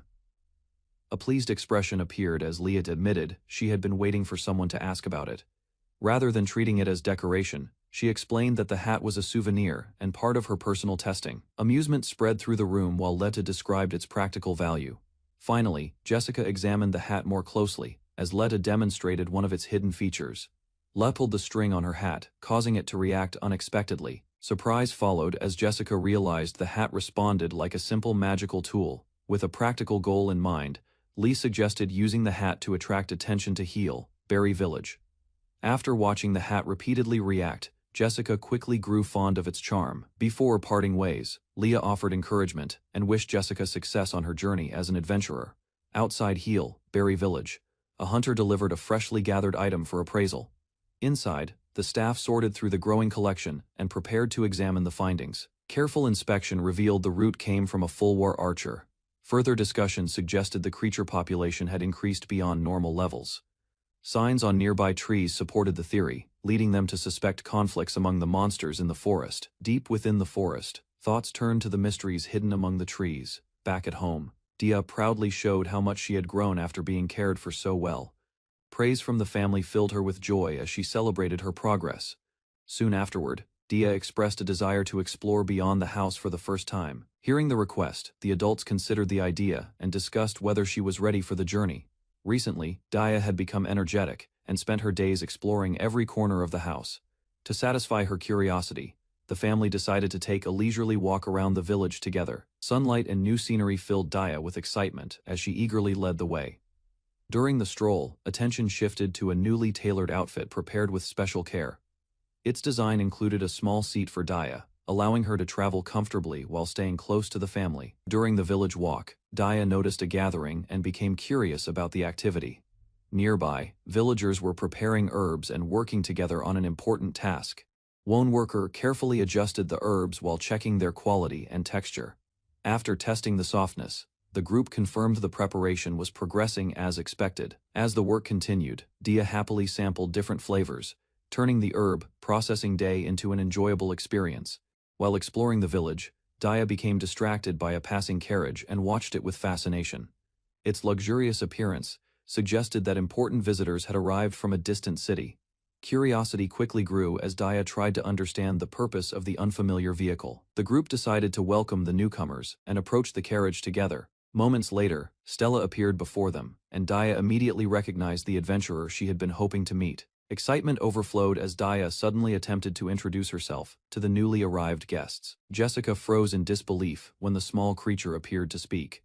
The misunderstanding was quickly cleared up after Dia's true identity was explained. Meanwhile, Stella gently reminded Jessica to remain calm in front of the village lord. Realization struck at once, prompting Jessica to apologize for her overly surprised reaction. Composing herself, Jessica formally introduced herself and apologized for her earlier behavior. After receiving a warm welcome, she learned that her reputation had already reached the village. Attention soon shifted to the reason for her visit, as Elt questioned why a renowned adventurer had traveled so far. In response, Jessica presented a letter entrusted to her by the Adventurers Guild. Moments later, the contents of the message became the center of everyone's attention. The letter confirmed that no previous records existed regarding a cockatrice queen born from the unusual stone. Further instructions requested cooperation between Berry Village and the Adventurers Guild in raising the creature. Another section revealed that the hat Jessica wore was a newly developed item, awaiting evaluation. After reading everything, Elt gained a clearer understanding of Jessica's abilities and experience.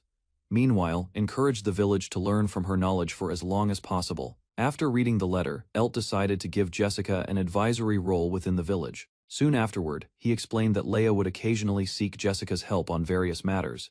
Meanwhile, Dia noticed the strange string hanging from Jessica's hat and became curious. Rather than ignoring the question, Jessica proudly demonstrated the hat's unusual feature.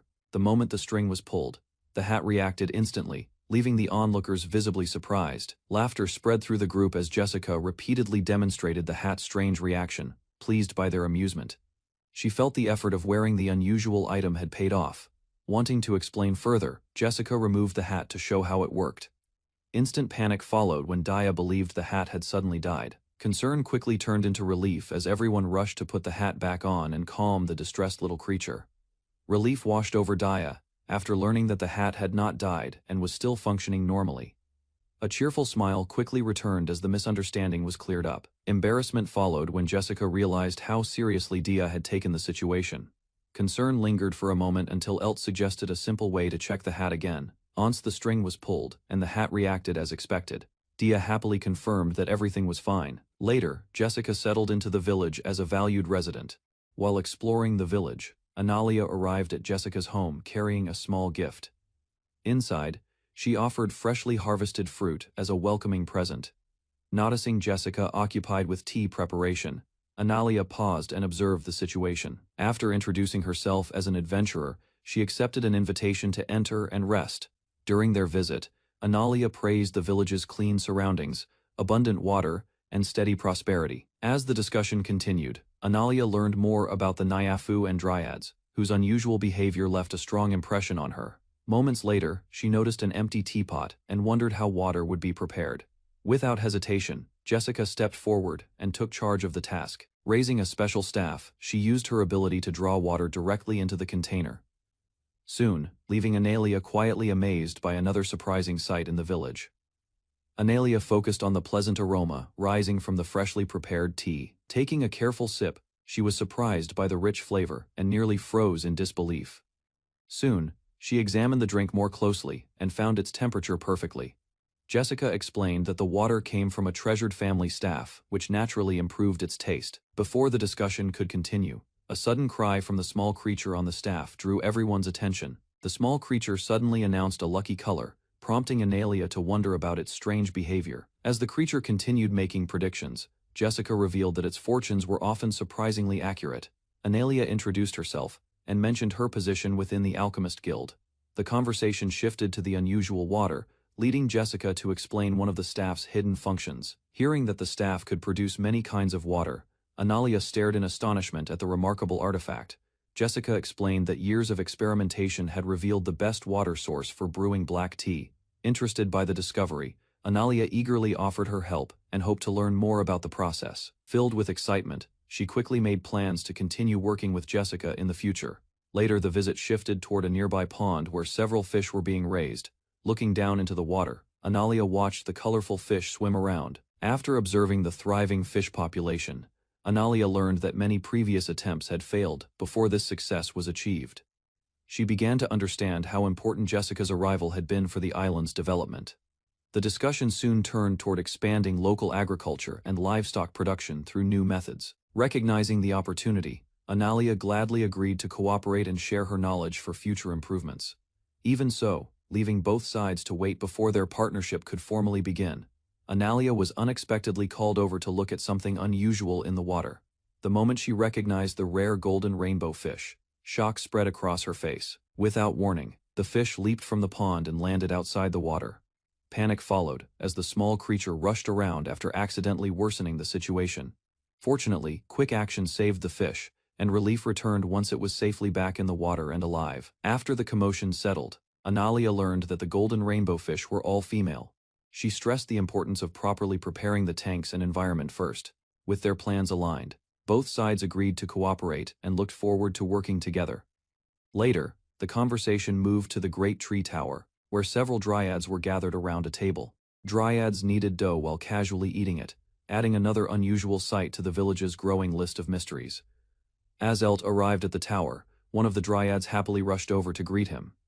Nearby, the dryads continued shaping dough while enthusiastically showing their work to the others. Curious about the activity, Elt asked whether Dia wanted to try making some as well. At once, the energetic little creature encouraged everyone to join the baking effort. Elt learned that Dia had a unique way of kneading dough, making the unusual scene even more entertaining. He pointed out that Peep should help with the kneading instead of simply watching. Suddenly, a powerful force burst through the room, leaving everyone confused by the unexpected disturbance. Moments later, a mysterious woman appeared and immediately commanded respect from those present.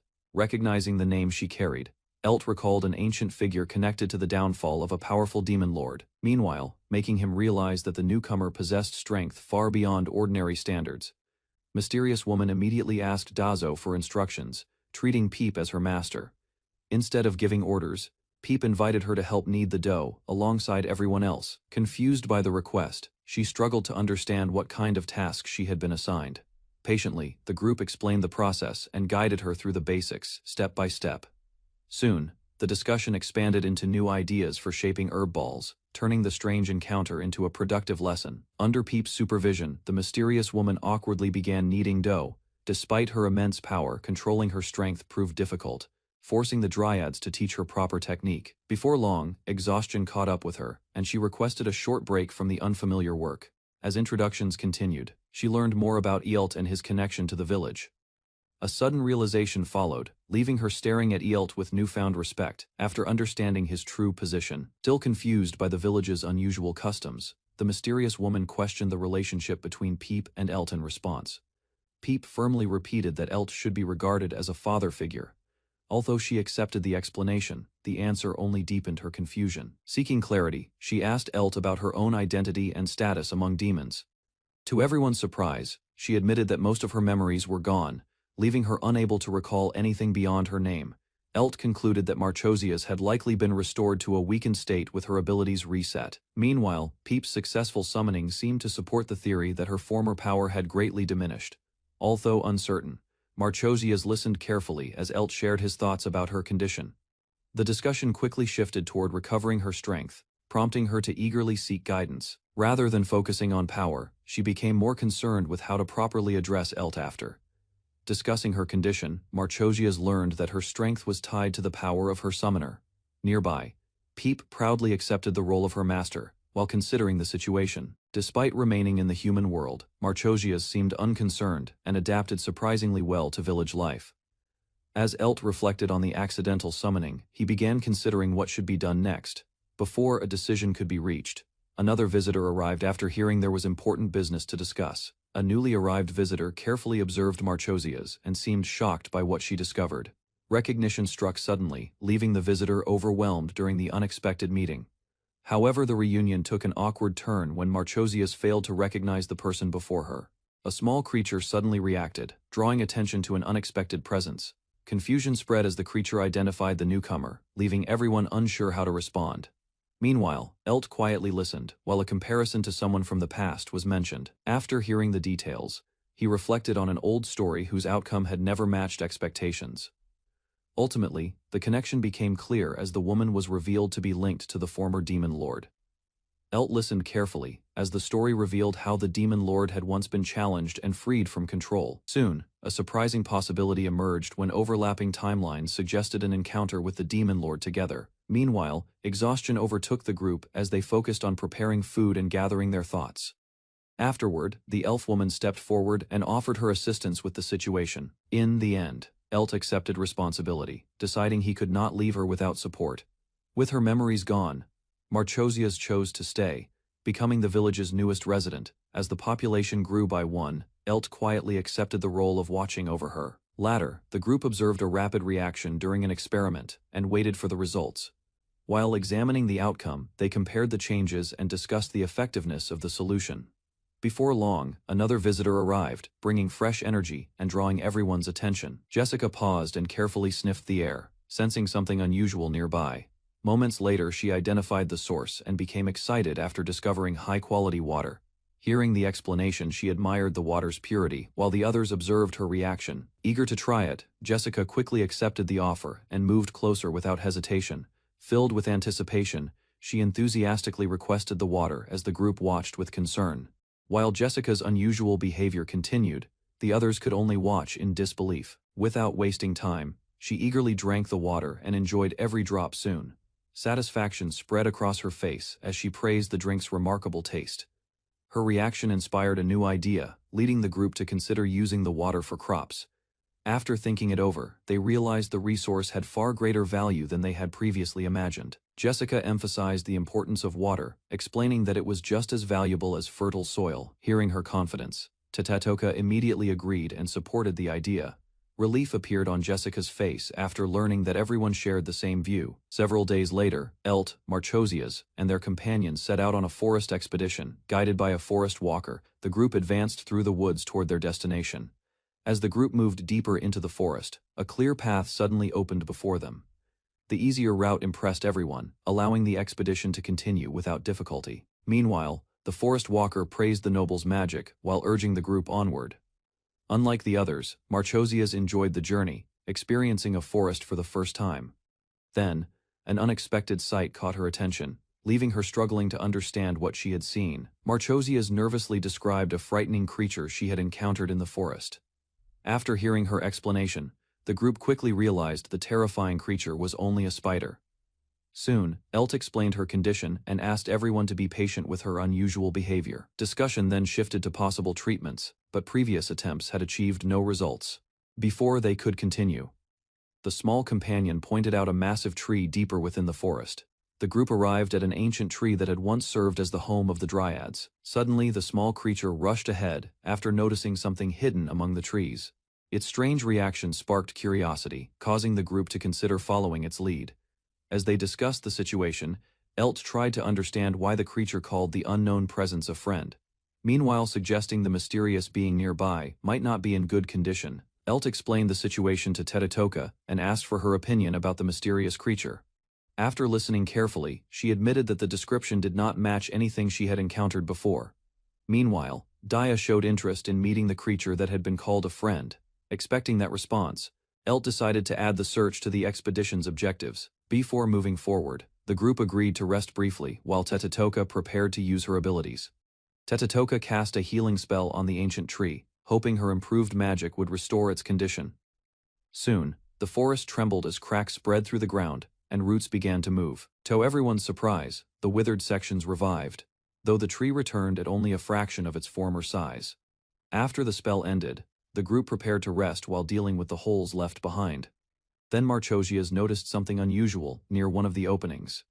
Marchosias pointed out something hidden near the tree, though the others could not see it. Confident in her sharp vision, she proudly explained that darkness did not hinder her sight. Following her guidance, Elt examined the area and discovered a patch of lunar moss. A stone pathway emerged, suggesting the existence of an underground route. After a closer inspection, the group concluded that the paved path was an extremely old road from the past. Examining the hidden passage, Elt suspected it might connect to the dungeon beneath Zanza's. Recalling what they knew, the group noted that cockatrices were the only animal-type monsters reported there. They considered whether the creature had escaped the dungeon and taken shelter nearby. Further discussion pointed toward the third floor, an unexplored region known for its abundant mushrooms and plants. Realizing where the pathway might lead, the group grew concerned about what could be waiting ahead. Marchosias noticed a small creature hidden along the stone path. Moments later, the creature revealed itself and was recognized as the friend they had been discussing. Its behavior suggested a connection to the ancient trees, reinforcing the idea that it belonged there. After considering the discovery, the group agreed that the underground route required a proper investigation. Before advancing further, Elt decided to inform the guild, realizing the matter could affect more than his territory alone. Marchosias carefully searched the air and detected a faint scent coming from deeper within the forest. Trusting her senses, the group allowed her to take the lead and guide their search. Without hesitation, she rushed ahead. showing far more energy than she usually displayed. As they followed behind, Elt began to believe they were finally seeing her true personality. The pursuit came to an abrupt stop when the trail vanished into a dense patch of bushes. While searching the bushes, the group uncovered a hidden structure concealed beneath the vegetation. Once the leaves were cleared away, a large wooden hatch appeared before them. Relieved by the discovery, Marchosias proudly accepted praise for leading them to the location. Just as they prepared to investigate, the hatch suddenly shifted on its own. Sensing danger, the small creature urgently warned the group while positioning itself near the entrance. As the warning became clearer, Dia interpreted it as a message about moving flowers nearby. Soon, the group learned that the flowers were actually monsters and that an attack was imminent. Using his abilities, Elt quickly identified dozens of flower archers hidden ahead. Without hesitation, he alerted the expedition and ordered everyone to prepare for battle. Rather than showing concern, Tetetoka confidently stepped forward, ready to deal with the threat herself. While tending the fields, the young lord observed giant sunflowers spreading across the area. Managing a few was easy, but their growing numbers demanded attention. Nearby, an elf girl stepped forward and swung her weapon with practiced precision, striking one of the oversized plants. Under the amazed gaze of the others, the sunflower split apart and collapsed after her clean attack. With steady effort over time, she became familiar with the work and handled the dangerous plants more confidently. Suddenly, movement in the bushes caught her attention. Reacting at once, she located the hidden presence before it could approach unnoticed. A powerful strike smashed the giant sunflower, ending the battle and scattering its remains across the ground. Relief spread through the group as the area finally became quiet. While everyone relaxed, the elf noticed an unusual sound nearby. From behind the trees, a small round creature slowly appeared. Curious about its behavior, the young lord examined it more closely. Moments later, the creature found a sunflower fragment and swallowed it. After eating, it seemed pleased and reacted energetically. Before anyone could stop it, the creature moved toward the elf and pressed against her affectionately. Its gentle behavior quickly eased the group's caution. The young lord examined the fluffy creature more closely and gently touched its soft body. Nearby, the elf watched as the creature became excited around a rare flower. Curiosity spread through the group as they observed its reaction. Rather than keeping the valuable plant, she offered it to the young lord. Her attention remained focused on the strange creature instead. Soon afterward, the adventurers prepared to leave. With the matter settled, they departed while the group expressed gratitude for their help. After everything calmed down, the young lord checked on the companions. Seeing everyone unharmed, he confirmed that the encounter had ended safely. The fluffy creature expressed gratitude to the elf for removing the dangerous flowers. Its response surprised the group and hinted at unexpected intelligence. Soon afterward, the creature reacted to their words and conveyed its thoughts. The young lord realized it could understand people despite the language barrier. Encouraged by the discovery, the creature eagerly volunteered to help with their next task. Excitement filled the area as it waited for instructions. Meanwhile, the elf enthusiastically began teaching it about a sport from her homeland. Watching the lesson unfold, the young lord reflected on how complicated the rules sounded. Even so, the unusual training session continued with great enthusiasm. As they spent more time together, the young lord felt that he could finally communicate properly with the fluffy creature. To confirm his suspicion, he tested whether the creature could understand him directly. The response suggested that some level of communication was possible. After further observation, he concluded that the creature mainly understood the elf because of her special ability. Wanting to learn more, the young lord asked about the creature's past. Everyone focused their attention on the unusual companion. A brief silence followed as the creature prepared to explain its story. The group waited patiently for the tale to begin. Through the elf's translation, the young lord learned that only the two of them remained there. According to its story, the sisters had grown up alone and relied on an underground passage connected to their nest for survival. Recently, giant flower monsters began attacking anything that moved. As food became scarce, the younger sister avoided danger by staying underground. Because she was protecting their remaining supplies, the younger sister had not returned. The explanation immediately raised concern among the group. After hearing the situation, the young lord asked about the monsters. Determined to help, he began gathering information before taking action. Together with the elf, he asked it to guide them to its nest. Following the forest path, the group arrived at a small house hidden among the trees. The quiet surroundings suggested that someone had been living there for a long time. Along the way, the young lord noticed signs of environmental changes near the area. Meanwhile, the creature hurried forward with growing excitement. Reaching the nest, it called out loudly, Moments later, its younger sister emerged, and the two reunited happily after their separation. Gratitude filled the scene as the sisters thanked their rescuers. With the family safe again, everyone finally relaxed. After reuniting with their family, the sisters warmly welcomed the group. The peaceful atmosphere allowed everyone to rest and exchange information. During the discussion, the young lord learned that a massive colony of flower monsters existed deeper in the forest. Concern spread among the group as they considered their next move. Although retreating was an option, the danger would remain if left unchecked. After weighing the situation, the young lord decided to cooperate with the adventurers and investigate the underground route as well. Meanwhile, the sisters relaxed and enjoyed the food they received. Their attention quickly shifted from danger to the simple pleasure of a meal. The sisters watched curiously as food was offered to them. After a moment of hesitation, one of them decided to give it a try. A small bite quickly turned into approval. Seeing the positive reaction, the younger sister happily enjoyed the treat. Before long, both sisters wanted more. Their enthusiasm amused the group and made communication much easier. Observing their behavior, the young lord began considering a new idea. Since his village was already prepared for cockatrices, with that thought in mind, he approached the older sister. Wanting to understand their situation better, he prepared to ask several important questions. The cat girl was amazed when she finally saw a real adult cockatrice. Having only heard stories before, she could not hide her excitement. Curious about their origins, she asked questions about the northern regions. The discussion soon turned toward local legends and famous creatures. As the conversation continued, comparisons were made between regional traditions and clothing. The cockatrice sisters listened closely to the exchange. Interest shifted to old tales that portrayed cockatrices as frightening monsters. The cat girl wondered how much truth those stories contained. Drawing from local legends, she recounted an ancient attempt to capture large numbers of cockatrices. While discussing the future, the group learned more about the cockatrice sisters. The cat girl hoped to meet them properly before everyone moved to the same village. Soon afterward, the sisters appeared together.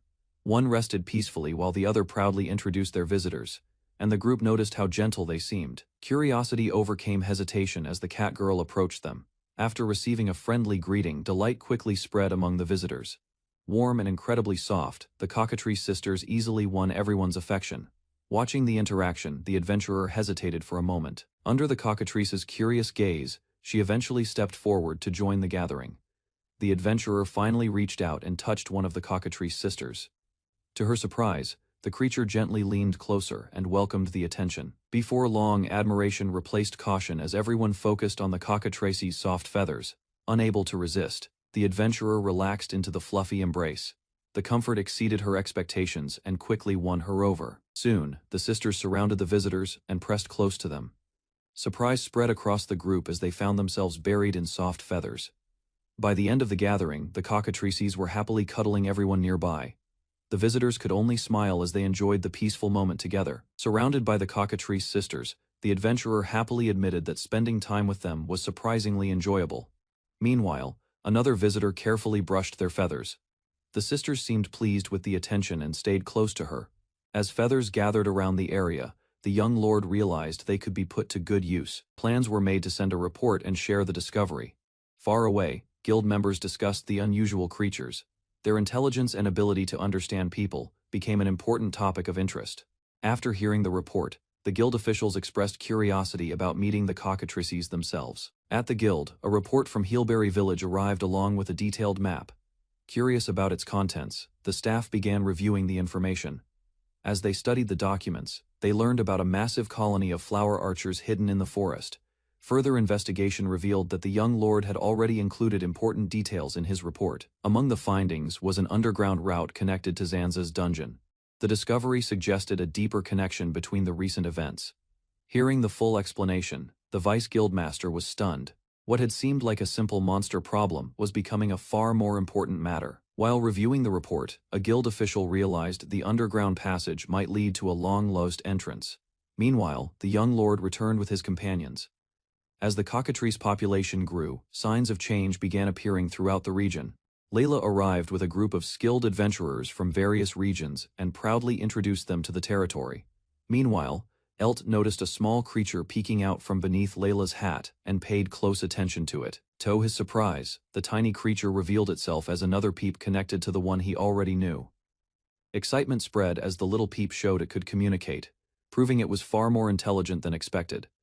After observing the situation, Elt learned that the plants had already reported many events, making this visit especially productive. Elt quickly organized the newly arrived adventurers after learning that the flower archer faced a serious threat. Soon afterward, he assigned guides to lead the visitors to their rooms while preparing support for the mission. Meanwhile, a young girl became fascinated by Peep and immediately wanted one for herself, creating a brief distraction. Later, Leela met with Elt and shared information gathered through her fast travel network, helping the territory respond quickly. With the reports in hand, Elt studied the map carefully and began planning a scouting operation to locate the enemy's position. Leela explained that investigating the unexplored forest would take months if her group worked alone. To speed up the mission, she proposed borrowing support from the territory and using Wood's power. After discussing the details, Leela suggested sharing both the workload and any materials found during the expedition. Following careful consideration, Elt accepted the arrangement and agreed to provide resources in exchange for joining the operation. He turned his attention to a connected underground path and considered whether it should remain open to everyone. Elt carefully considered the risks of the underground route and decided that safety should come before exploration. Hearing his reasoning, Leela expressed appreciation for his cautious judgment and accepted the decision. Later she visited Dronzer and discussed Elt's growing reputation, noting how unusual his abilities were among nobles. While listening, Leela quietly picked up a small peep and examined it with interest. Meanwhile, Dronzer noticed her unusual behavior and realized that her interest in the creature could become important news in the future. Leela reviewed the discussion with Dronzer and explained that Elt had agreed to investigate the underground route while helping with the mission. From her observations, Elt appeared far more mature than most nobles of his age, despite possessing great magical power. As the conversation continued, she described how Elt accepted cooperation with the flower archers under specific conditions. Dronzer then learned that Elt intended to join the front lines personally instead of remaining behind. Considering his decision, Leela concluded that Elt likely wanted to evaluate their abilities while supporting the operation himself. Leela reflected on Elt's background and recognized that his achievements far exceeded what others expected from someone in his position. After discussing the matter, she and Dronzer agreed to focus on the flower archers and the underground route instead of noble affairs. Meanwhile, Leela became distracted by Peep and quietly examined the small creature in her hands. Soon, her attention shifted to improving cockatrice breeding, hoping to strengthen future cooperation with the flower archers. Hearing the idea, Dronzer considered the opportunity and began thinking about expanding the business in Zanzas. Leela quickly developed a new plan and rushed to share it so the group could focus on the cockatrices and the underground route. After reviewing her proposal, Elt learned that a large supply of shields and fire potions would be required for the operation. Confident in the preparations, Leela explained that the necessary equipment could be gathered before the mission began. While studying the details, Elt realized the strategy relied on drawing enemies out and defeating them with fire rather than defending fixed positions. Once the plan was finalized, the group prepared to track enemy movements and choose the most effective location for battle. The group refined their strategy by studying enemy patrol routes and discussing how changes in movement could create opportunities for an ambush. Meanwhile, Elt reviewed the written plan and confirmed that shields and fire potions would play different roles during the operation. Satisfied with the preparations, Leela approved the immediate production of fire potions, so supplies would be ready in time. As responsibilities were assigned, Elt focused on manufacturing equipment, while leaving battlefield duties to his allies. Just then, Jessica stepped forward and offered her assistance, hoping to contribute to the mission alongside the others. Jessica stepped forward and earnestly requested permission to assist, hoping to help both the mission and the cockatrice sisters. Recognizing her determination, Elt accepted her offer and planned to include her in the upcoming preparations. Nearby, Stella also volunteered to contribute, willing to support the group despite her limited combat experience. Rather than sending her into danger, the team decided to make use of her knowledge while keeping her away from direct battles. To improve everyone's safety, Stella organized a training session where the participants practiced throwing balls to strengthen their defensive skills.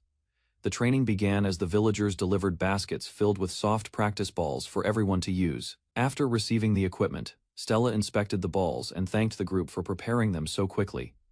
Without delay, she called Wood forward and prepared to demonstrate the exercise she had planned.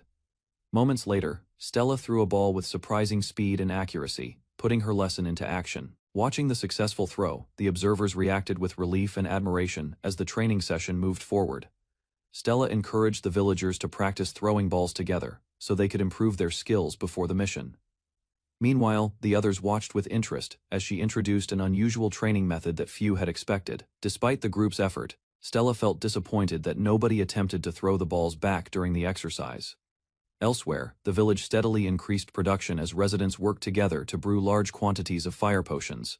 At the same time, Elt focused on crafting equipment and preparing materials needed for the operation ahead. Elt explained that he could only produce the shield boards, leaving the final assembly to the adventurers. In response, Layla praised the adventurer's skills and assured him that completing the equipment would not be difficult. After settling the matter, Elt suggested preparing additional recovery potions if time allowed before the mission.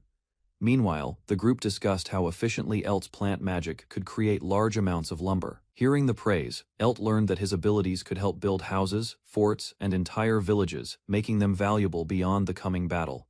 Elt reflected on the peaceful state of the world and understood why large-scale wars had become rare. Even so, he remained uncomfortable with the idea of conflict and preferred his quiet life as a territorial lord. Meanwhile, Stella continued her training and demonstrated impressive accuracy with her throws. Watching the exercise, the adventurers were surprised by her skill and began viewing the training more seriously. As confidence grew among the group, they praised both Stella's abilities and Elt's leadership, believing the upcoming operation would succeed. Several adventurers discussed the upcoming operation and were impressed by how quickly the mission was progressing. Meanwhile, the training continued as participants practiced throwing balls and worked to improve their speed elsewhere. Some villagers noticed the unusual excitement spreading through the settlement and wondered what everyone anticipated. Soon, word spread about a special attraction in the village that even Layla seemed eager to experience. After much speculation, the adventurers learned that the destination was the village's famous mud baths, prompting the group to head there together. At the Dryad's former home, Elt examined a large wooden board and felt satisfied with the result of his work. Meanwhile, the villagers discussed a strategy to lure enemies from their base and eliminate them one by one. Nearby, a beastman quietly watched Elt. Surprise spread through the village as the beastman praised Elt's plant magic and the many benefits it brought to everyone. After hearing that such magic was rare, Elt reflected on his past life and realized how valuable his abilities truly were. Soon, another villager explained that even nobles rarely possessed such a surplus of magical power, deepening Elt's understanding of his own talent.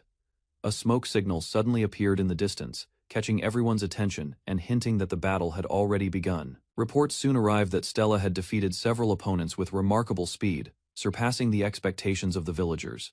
Far from the village, another enemy was struck down as the planned operation continued successfully. Excitement spread among the Dryads as they tested newly made bats, enjoying the weight and strength of the tools Elt had prepared. Before long, warnings came that more enemies were approaching, including a much larger one, while the eager defenders prepared themselves for the next clash. When news of a powerful enemy arrived, Stella stepped forward and confidently took responsibility for dealing with the threat.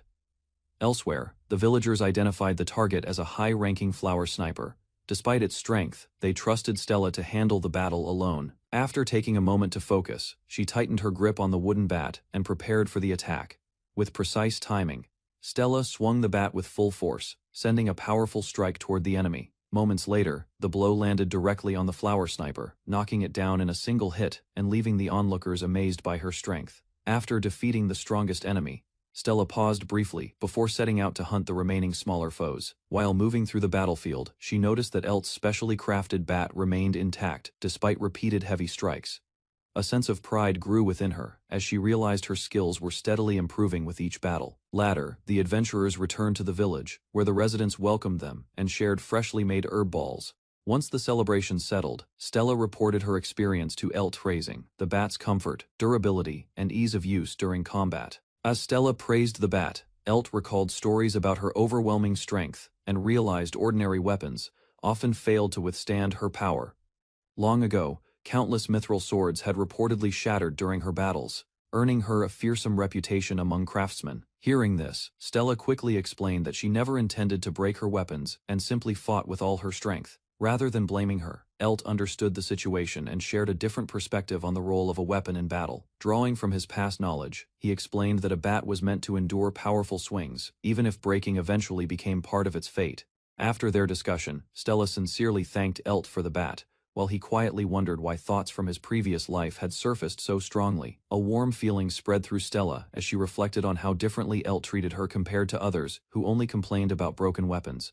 Instead of worrying about equipment, Elt cared more about Stella's safety, leaving a lasting impression on her. The following day, village life returned to normal as preparations for making herb balls continued. Meanwhile, the workers carefully kneaded the ingredients, checking their progress while learning through trial and error to improve the next batch. To improve the herb balls, Peep carefully demonstrated a proper kneading method and explained how to use the whole body instead of relying only on arm strength.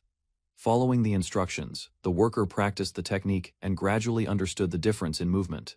Soon, the new method produced better results, making the mixture smoother and easier to prepare. Meanwhile, Peep continued giving advice while the others watched, learned, and enjoyed the freshly made herb balls.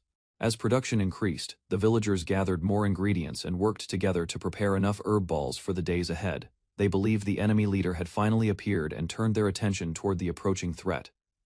Without hesitation, Stella rushed forward and swung her bat. The attack struck the target, but the result was not what everyone expected. Moments later, a small hole appeared in a nearby tree, revealing that an invisible projectile had pierced through it. Seeing the damage, the villagers quickly realized the enemy possessed a far more dangerous ability than ordinary monsters. Back at the base, Elt analyzed the situation and concluded that the enemy's magical bullets posed a serious threat because they were almost impossible to see in combat.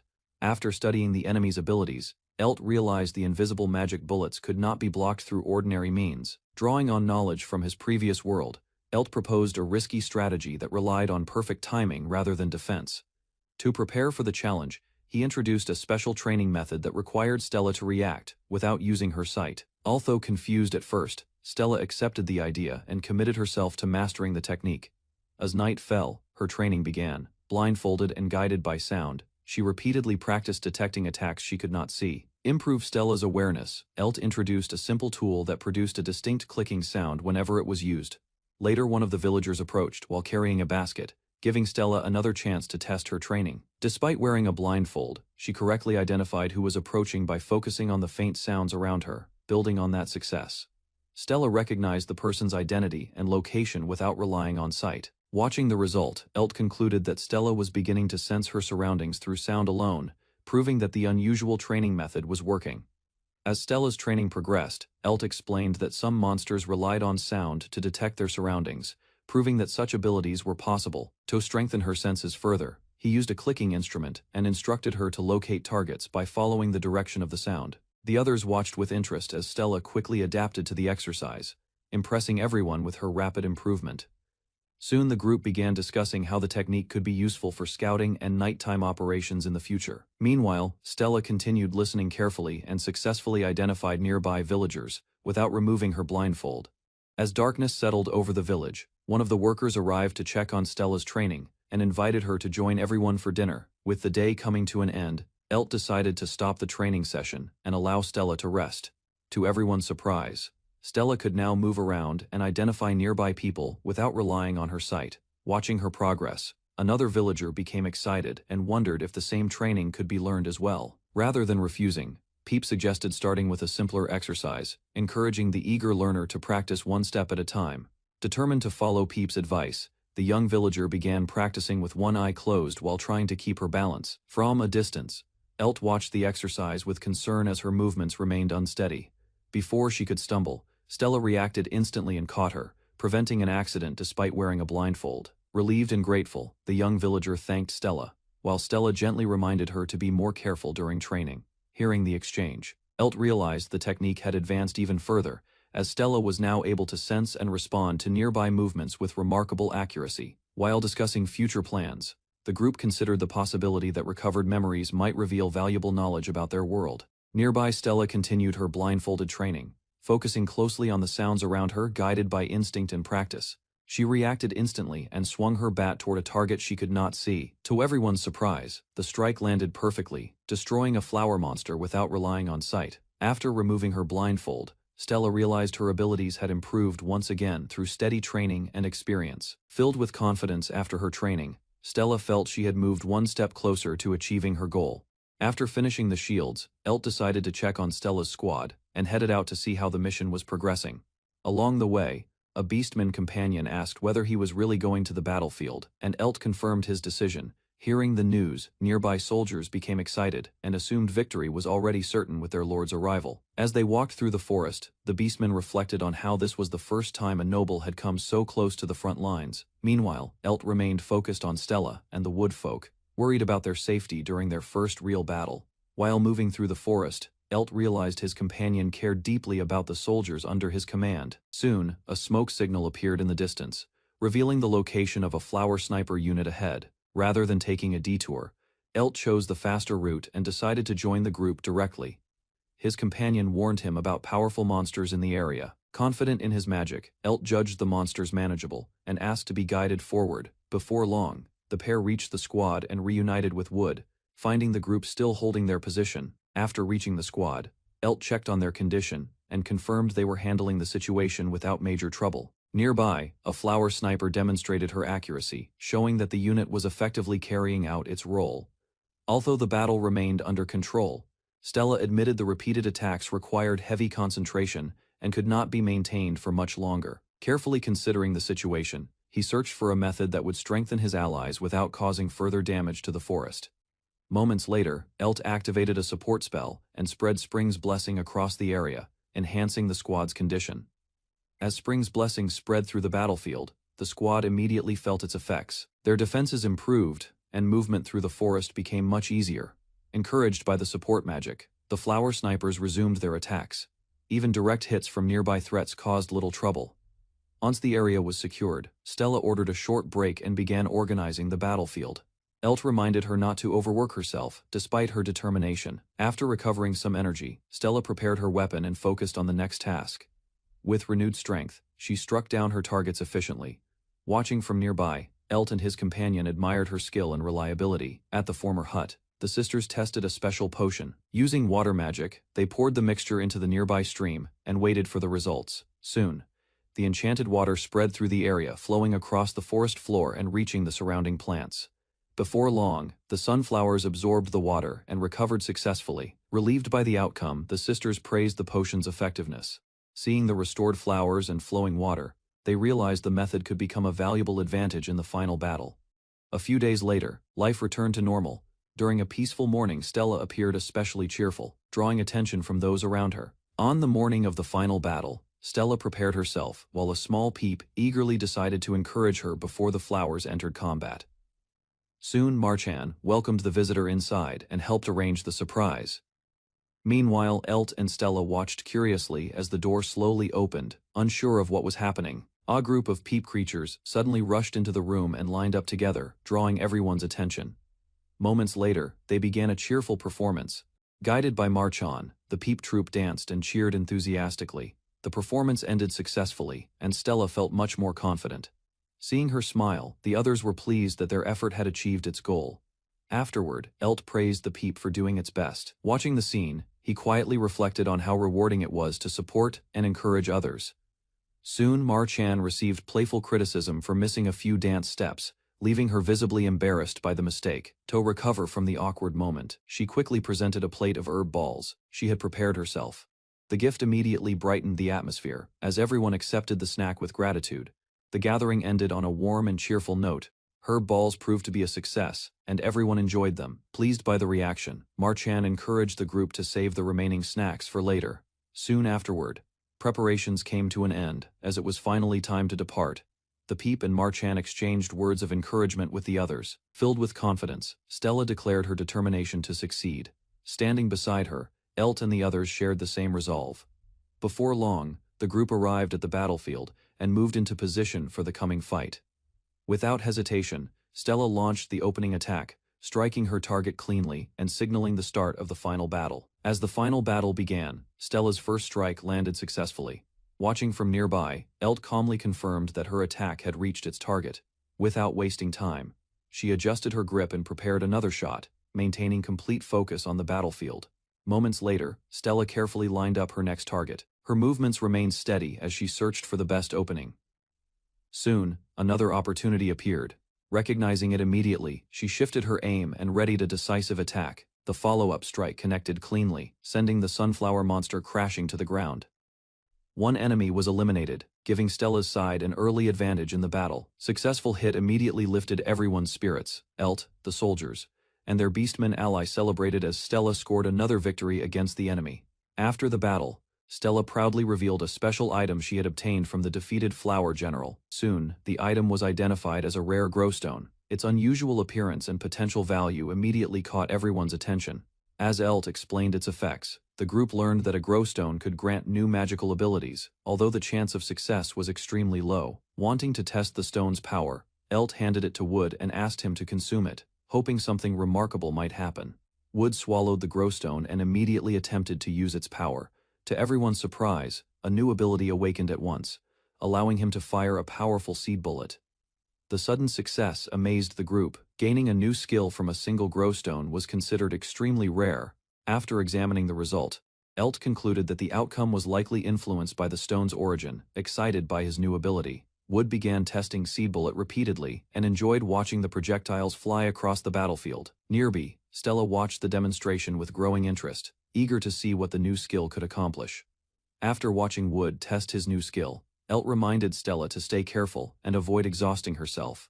She accepted the advice and remained in high spirits. Soon afterward, Stella rushed back to training and practiced enthusiastically with Wood, leaving Elt convinced her focus was still fixed on combat. During the celebration for the Flower Archer's victory, two fluffy creatures happily danced on the table while everyone enjoyed the festive atmosphere. Nearby, a girl watched with excitement as the cockatrices moved in rhythm, making the gathering even more lively. Soon, the fluffy creatures noticed the unfamiliar girl and became curious about who she was. Following behind her, they guessed she might be a respected guest or someone important to the village. As she continued walking, another thought crossed their minds. Concern quietly replaced curiosity when they wondered whether her head might be cold beneath the earth-colored hat. After the battle, the girl thanked Elt for helping defeat the Flower Archers and was relieved that nobody had been hurt. With the danger gone, she happily looked forward to investigating the underground route together. A different idea soon came to her mind, and she decided to share a proposal instead. Rather than focusing only on exploration, she suggested inviting a branch of the Adventurers Guild to the village. Hearing the unexpected plan, Elt showed interest. Meanwhile, the girl quickly excused herself, promising to explain the details another day. After hearing the proposal, Elt sat down to think carefully about what he should do next. While considering the idea, he recalled that the Adventurers Guild was a large organization with branches across many countries. Seeking another opinion, Elt asked Stella about opening a guild branch and making him its branch chief. Instead of agreeing immediately, Stella questioned whether such an arrangement was even possible. Drawing on her knowledge, she explained that adventurers focus on fighting monsters, while guildmasters handle local issues. Because of that responsibility, those positions are usually entrusted to influential authorities. As the discussion continued, Elt learned that some guild branches had once been managed by former adventurers, making the proposal seem more realistic. After thanking Stella for her advice, he admitted that he still knew little about how guilds currently operated. Before the conversation could continue, the fluffy creatures eagerly suggested a dance, and the nearby dryads quickly joined in. Caught up in the cheerful mood, Elt agreed to participate while everyone gathered around with excitement. Soon, villagers, dryads, and magical creatures danced together in a lively circle, turning the celebration into a joyful community gathering. Once the celebration ended, one fluffy creature fell asleep while Dazo looked completely exhausted from all the dancing. As everyone settled down, Stella mentioned that Dazo seemed interested in discussing something with Elt. Soon afterward, Stella recalled that Elt had received the Cockatrice Tamer skill after defeating a powerful enemy, and a similar message had appeared again. Curious about the result, the two examined the new title that had been granted to Elt. While Stella explained that titles were rare, Elt reflected on his previous life, where titles had little meaning and were mostly regarded as simple labels, rather than sources of power. Wanting to learn more, Elt asked Stella whether she had ever heard of the title he had just received. After thinking for a moment, Stella admitted that the title sounded familiar, but she knew very little about it and doubted it posed any danger. Since neither of them could find a clear answer, Elt decided to set the matter aside and asked everyone to keep it private for now. Meanwhile, the others focused on happier memories, recalling how enjoyable the celebration had been.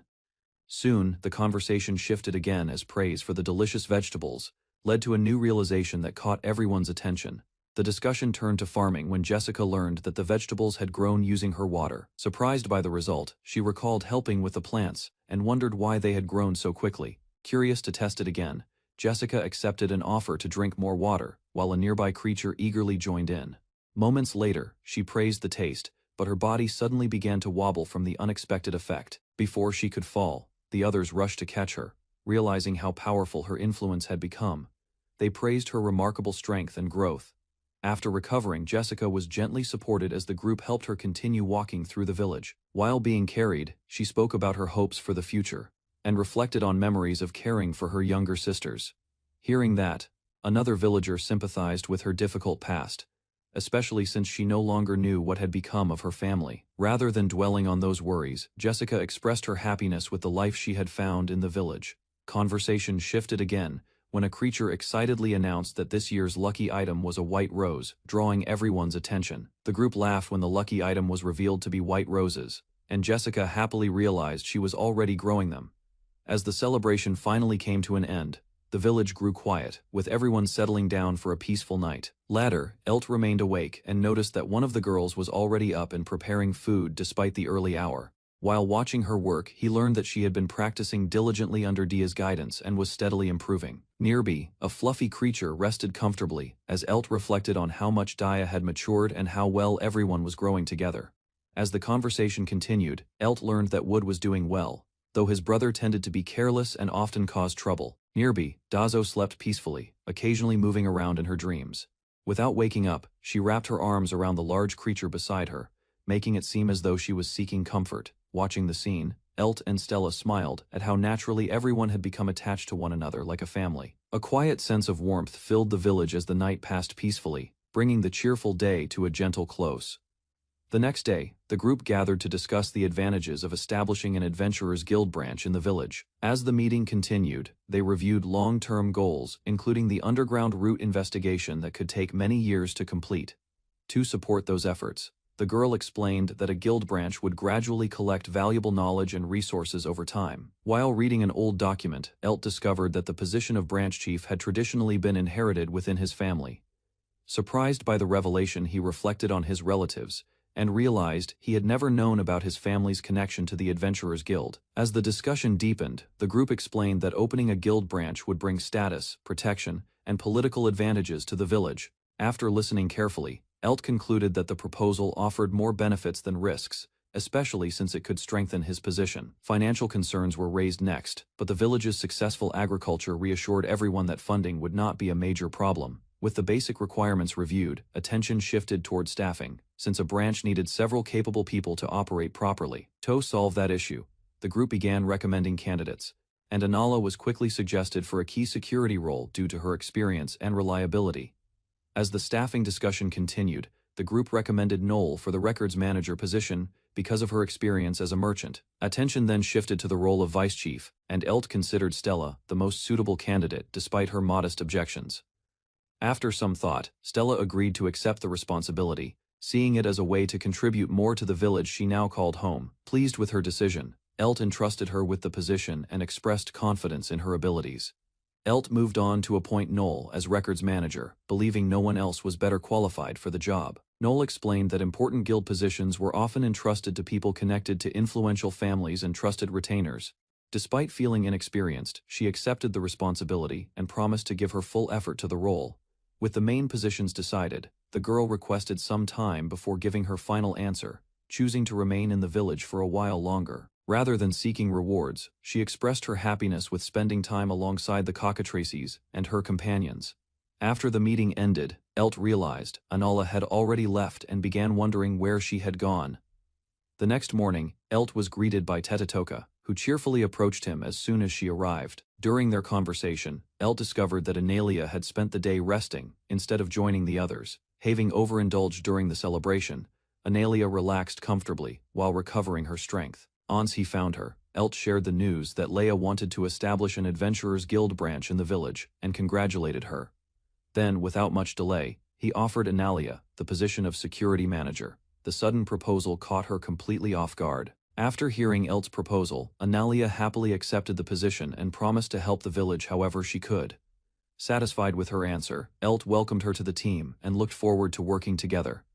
Meanwhile, Tetetoka offered some lukewarm water, and Analia eagerly asked to try it. Moments later, The water was poured over her, allowing her to soak comfortably while resting. A refreshed smile spread across her face as she enjoyed the unusual treatment, while Eyelt learned that the simple method had only recently been discovered in the village. Watching Analia enjoy her new life, Elt felt relieved to see how comfortably she had settled into the village. Elsewhere, activity filled the streets of Zanz's market, which appeared far livelier than before. As she walked through town, Mogu searched for the carriage to Heelberry Village and wondered how Analia was doing. After looking around, she decided that finding a carriage might not even be necessary. Confused by the strange appearance, they could only wonder what was happening while hoping something worthwhile would come from it.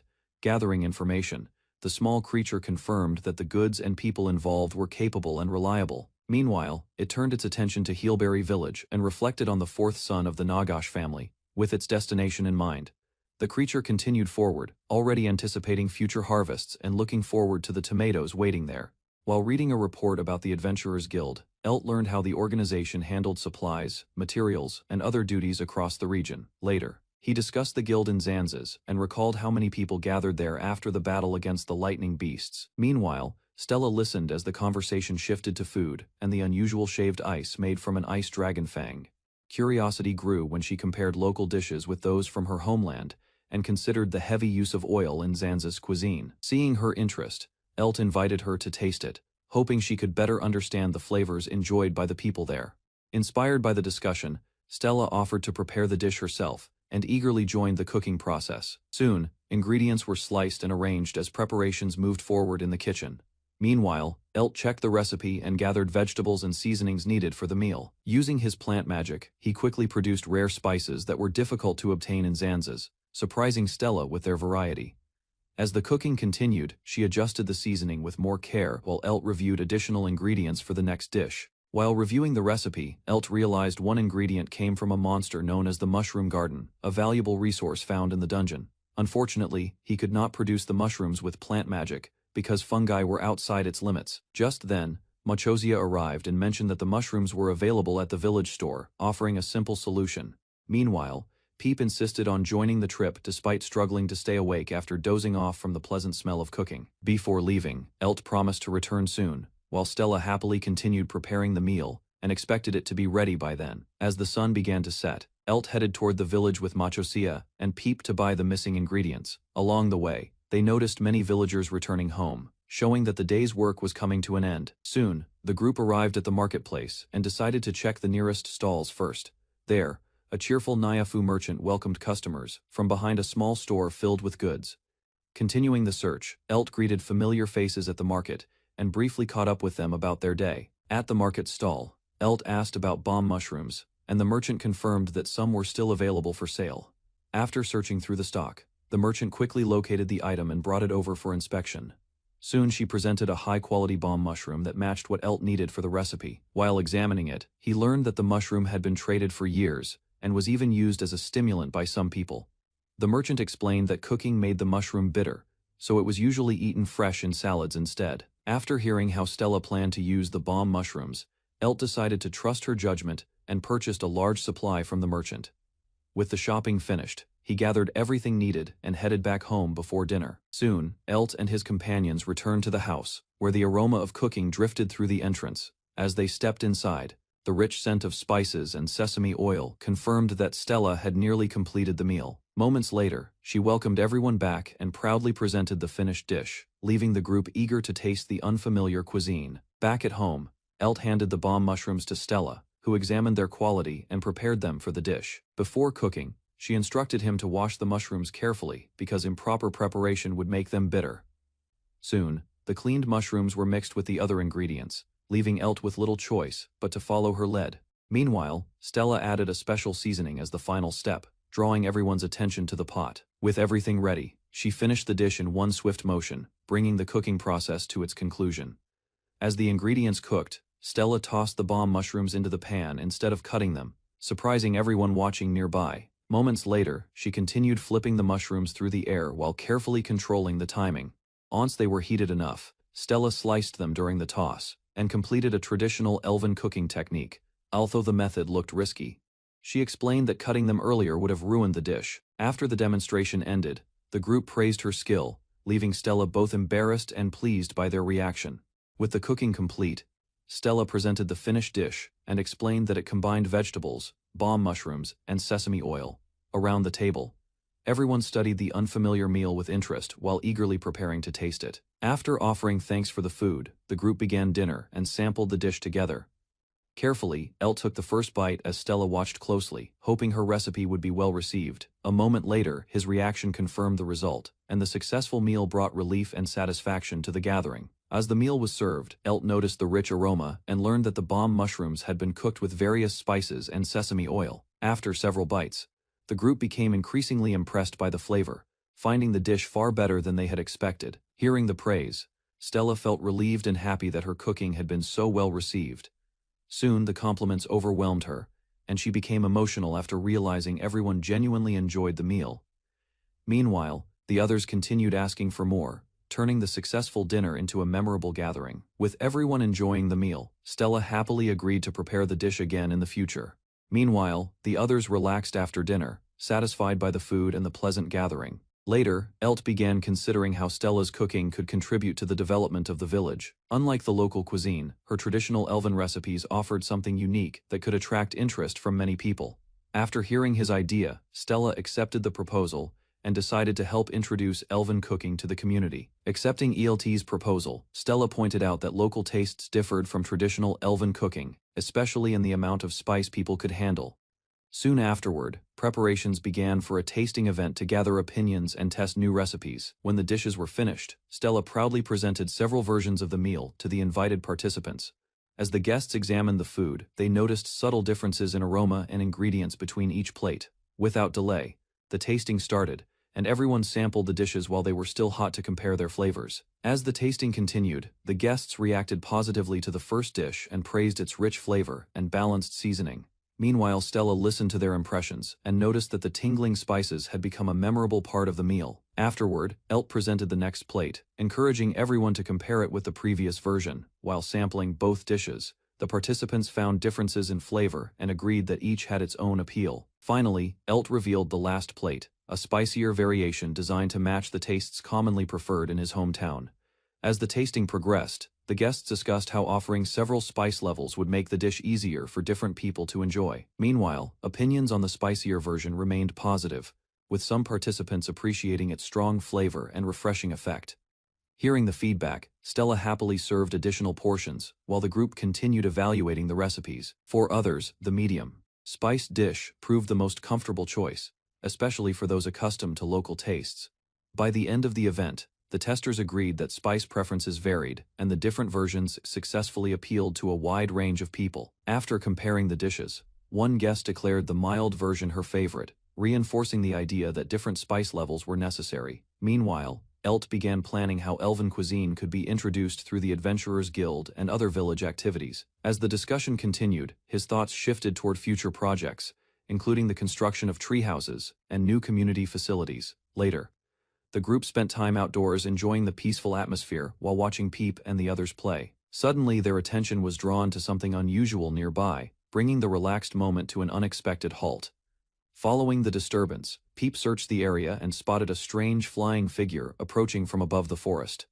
As the figure drew closer, the group prepared to guide the visitor toward the village and learn its purpose. Meanwhile, discussion among the villagers led to the conclusion that the newcomer might be a vampire due to its unusual appearance and behavior. While descending, the visitor continued approaching as everyone observed from below with growing curiosity. Moments later, the landing proved difficult, forcing the newcomer to struggle in midair while trying to reach the ground safely. After a rough landing, the strange visitor crashed into the ground, leaving the group worried about its condition. A geologist named Iskamina arrived for an investigation and was warmly introduced to the group. Soon after, Mogu was introduced to Stella, a well-known hero from Zanzas. The friendly atmosphere made the meeting feel comfortable from the start, filled with admiration. Mogu greeted Stella with great respect. Meanwhile, Stella politely returned the introduction and accepted the warm welcome. Without hesitation, Stella offered a handshake and encouraged Mogu to treat her casually. Seeing her humble attitude, Mogu became even more impressed. Excitement quickly grew as Mogu praised Stella's down-to-earth nature. While Stella remained modest, the others quietly watched the cheerful exchange unfold. Stella praised Iskamina's abilities and spoke highly of her knowledge, Hearing such recognition, Iskamina felt delighted. Attention then shifted to practical skills as Mogu's experience with minerals and blacksmithing became a topic of discussion. Curiosity grew when his training was mentioned. Encouraged by the conversation, Iskamina decided to examine the territory's mineral resources.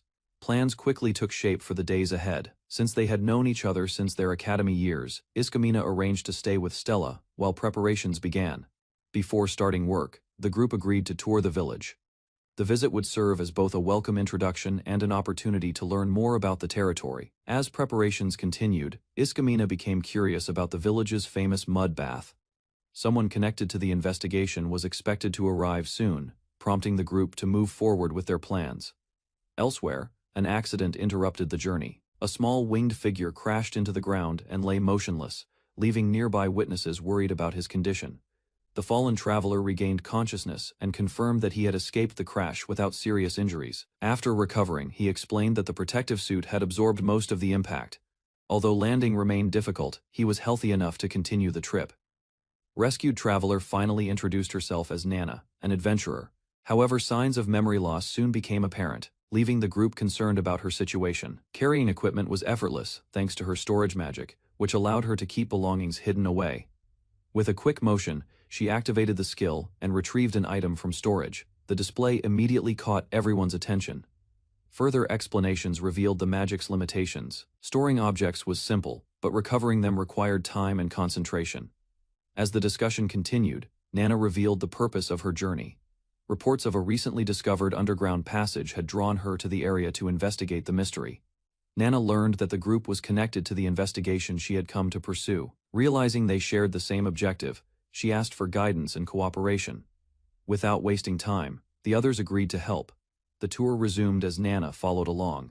Eager to learn more about the territory, unusual sight left a strong impression and highlighted the remarkable abilities of the village's residents. The group then arrived at a large production area filled with cultivated crops. Nana admired the scale of the operation while receiving a detailed explanation of its purpose. Surprise soon turned into fascination as she discovered fruits growing far outside their normal seasons. Welcoming atmosphere left a positive impression and made the settlement feel even more inviting. Before long, the group arrived at the famous mud bath. Nana was surprised to learn that someone was already enjoying it, just as rumors had suggested. Discussion soon turned to the bath's benefits. While it was known for improving health and appearance, the results seemed to vary from person to person. Curious about the attraction, the others wondered whether Nana would try it as well.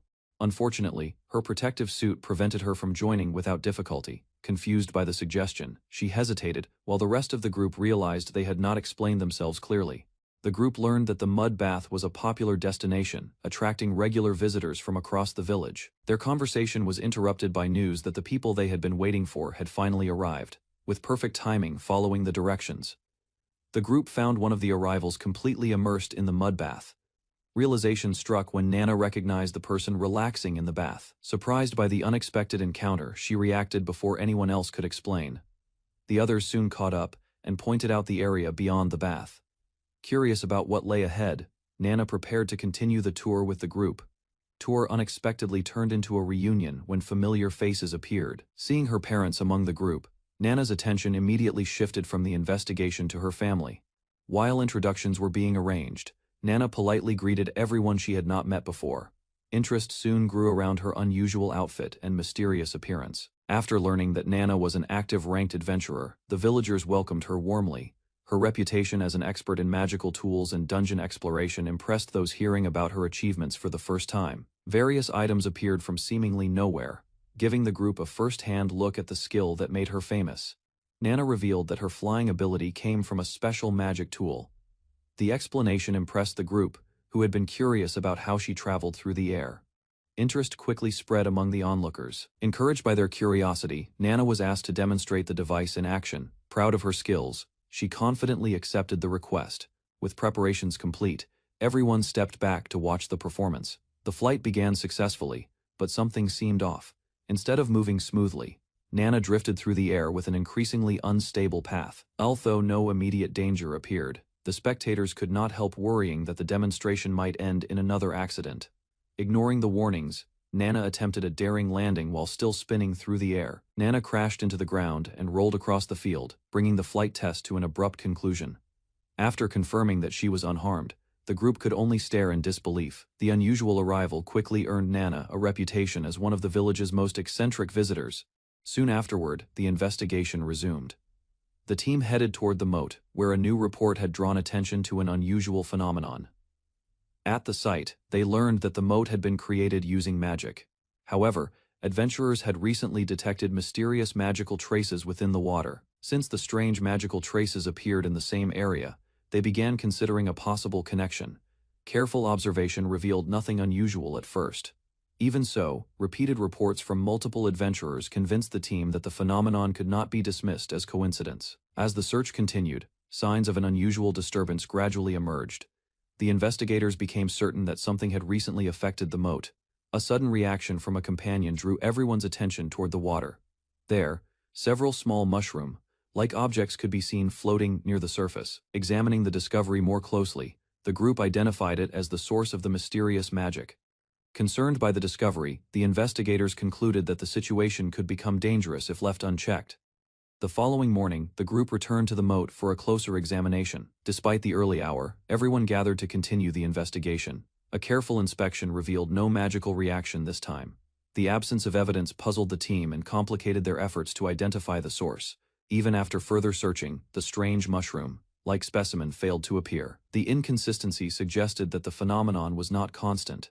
After considering the circumstances, Elt proposed a possible explanation.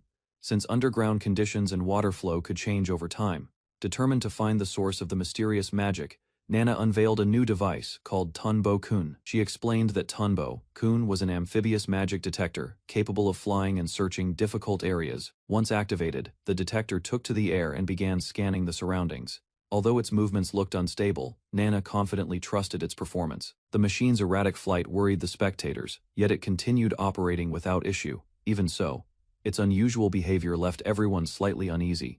While Nana relied on her inventions, Iskamina decided to conduct a separate examination using her own equipment. Iskamina introduced a specialized geological survey device designed to detect underground magical activity.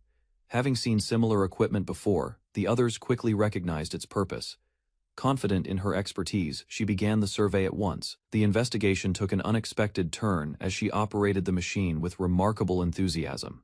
While the equipment was capable of locating hidden magical signals, its operation seemed far more unconventional than anyone had anticipated. As Iskamina continued her energetic survey, Nana remained determined not to be outdone. The competition between their different approaches quietly intensified. Suddenly, Nana's detector slipped into the water. Rather than giving up, she viewed the accident as an opportunity. The discovery immediately drew the group's attention and gave the investigation a new direction. Further examination suggested that a hidden water vein connected to the moat. Since the moat itself was mostly dry, the source of the water had to originate elsewhere. While discussing possible origins, the team considered a lake located beyond the village. The theory seemed plausible enough to warrant deeper investigation. Nana's detector then revealed multiple magical reactions instead of a single source. This unexpected result challenged the earlier assumption about an isolated specimen. Moments later, Iskamina confirmed that magical activity extended throughout the underground area. As the underground threat became clear, Stella readied her weapon and prepared the group for the coming battle. A massive surge of water suddenly burst from the ground, drawing everyone's attention as the group watched the strange phenomenon in surprise. Confusion spread among them as they tried to identify the source. While several possibilities were quickly considered, but no clear answer emerged. Moments later, the truth became clear when a gigantic blue hydra appeared, revealing itself as a powerful artifact connected to the Demon King. Further examination explained that the artifact was an ancient magical tool from the demon realm. Realizing the threat, the group concluded that the 5 water pillars had to be destroyed to stop the dangerous artifact. Without hesitation, the group moved into position as the hydra approached. One of the girls stepped forward and directed everyone to attack while she attracted its attention. Meanwhile, Elt activated his plant magic and formed a massive tree arm, sending it toward the monster's head. Although the strike connected, the blue hydra remained standing and quickly prepared to continue its assault. At the same time, another ally unleashed a powerful torrent spell, crashing a wave of force into the creature. Not far away, the small bird-like companion joined the battle as well, swinging a whip to support the coordinated attack. The bird-like companion's whip struck one of the hydra's heads, causing the affected part to vanish into nothingness. Seeing an opening, the warrior rushed forward, Using an ally as a stepping stone, she leaped high above the remaining heads and prepared the finishing blow. With precise timing, she targeted the final head while the weakened creature struggled to defend itself. A powerful strike landed directly on the last remaining core, sending the massive body collapsing toward the ground. After the battle ended, the group confirmed that the artifact's power had greatly diminished, while a small object was left behind where the Hydra had fallen. Group gathered around the small object left behind. While Elt examined it carefully, Nana showed clear signs of exhaustion from the battle. According to the bird-like companion, the powerful whip consumed a large amount of magic, making it difficult to use for extended periods. Recognizing their limits, the party decided to end the investigation for the day and return after recovering their strength. Along the way, Nana carried the tired companion on her shoulder as the group peacefully made their way back through the forest. During the journey, learning that it had been improved with special technology and offered far greater resistance than before. While examining the recovered core, the companion discovered that it contained numerous spells. Meanwhile, Nana recalled encountering a similar water hydra in the past when it blocked a route near the village, revealing that the artifact was not a new threat. Further discussion led to the conclusion that the hydra functioned as a guard, attacking anyone who entered its designated area without distinction. Attention soon turned to the remaining cores, and the group learned that many were still scattered across the region. Although their previous victory boosted morale, the realization that 15 cores remained left everyone concerned about the challenges ahead. After discussing the threat, the group agreed that locating the remaining cores would become their next major objective. New information suggested that a vast underground structure existed beneath the area, far larger than a simple tunnel network. As the possibilities were examined, the team concluded that additional cores might be hidden below ground, requiring a carefully selected expedition. With the immediate crisis resolved, everyone returned home and was warmly welcomed by those waiting for their safe return. Elt was asked about the day's events. Rather than giving a detailed explanation, he simply hinted that quite a lot had happened. Back at the settlement, the group discussed the dangers of the magic water and began considering how to deal with the remaining cores. During the conversation, Elt asked whether the water hydra had existed during the era of the Demon King, hoping to learn more about its origins. In response, stories emerged about a legendary warrior whose strength had once made her one of the most feared fighters of her time. The tale described her cutting down numerous hydra heads with incredible speed, overwhelming the monster in battle. Although the achievement sounded unbelievable, the warrior calmly admitted that such a feat was far beyond her current abilities. As the discussion continued, Elt recalled a similar monster from his previous life and identified a possible weakness. However, a new problem quickly emerged. Very few people in the village could use offensive lightning magic, making the strategy difficult to carry out. Instead of giving up, the group searched for alternative methods and began discussing special materials and potions that could enhance attack power, drawing on knowledge that was unfamiliar to the others. Elt explained how refining certain materials could greatly improve their effectiveness. With a plan taking shape, he listed the necessary resources and asked everyone to help gather them for future battles. After finalizing the plan, the group identified several rare materials that could be used to create stronger lightning-based equipment and supplies. Rather than searching alone, the merchant and alchemist quickly volunteered to use their respective connections to obtain the required resources. Although the materials were difficult to find, Elt determined that only a small quantity would be necessary for the project. Satisfied with the proposal, he entrusted the task of gathering and preparing the materials to the two specialists.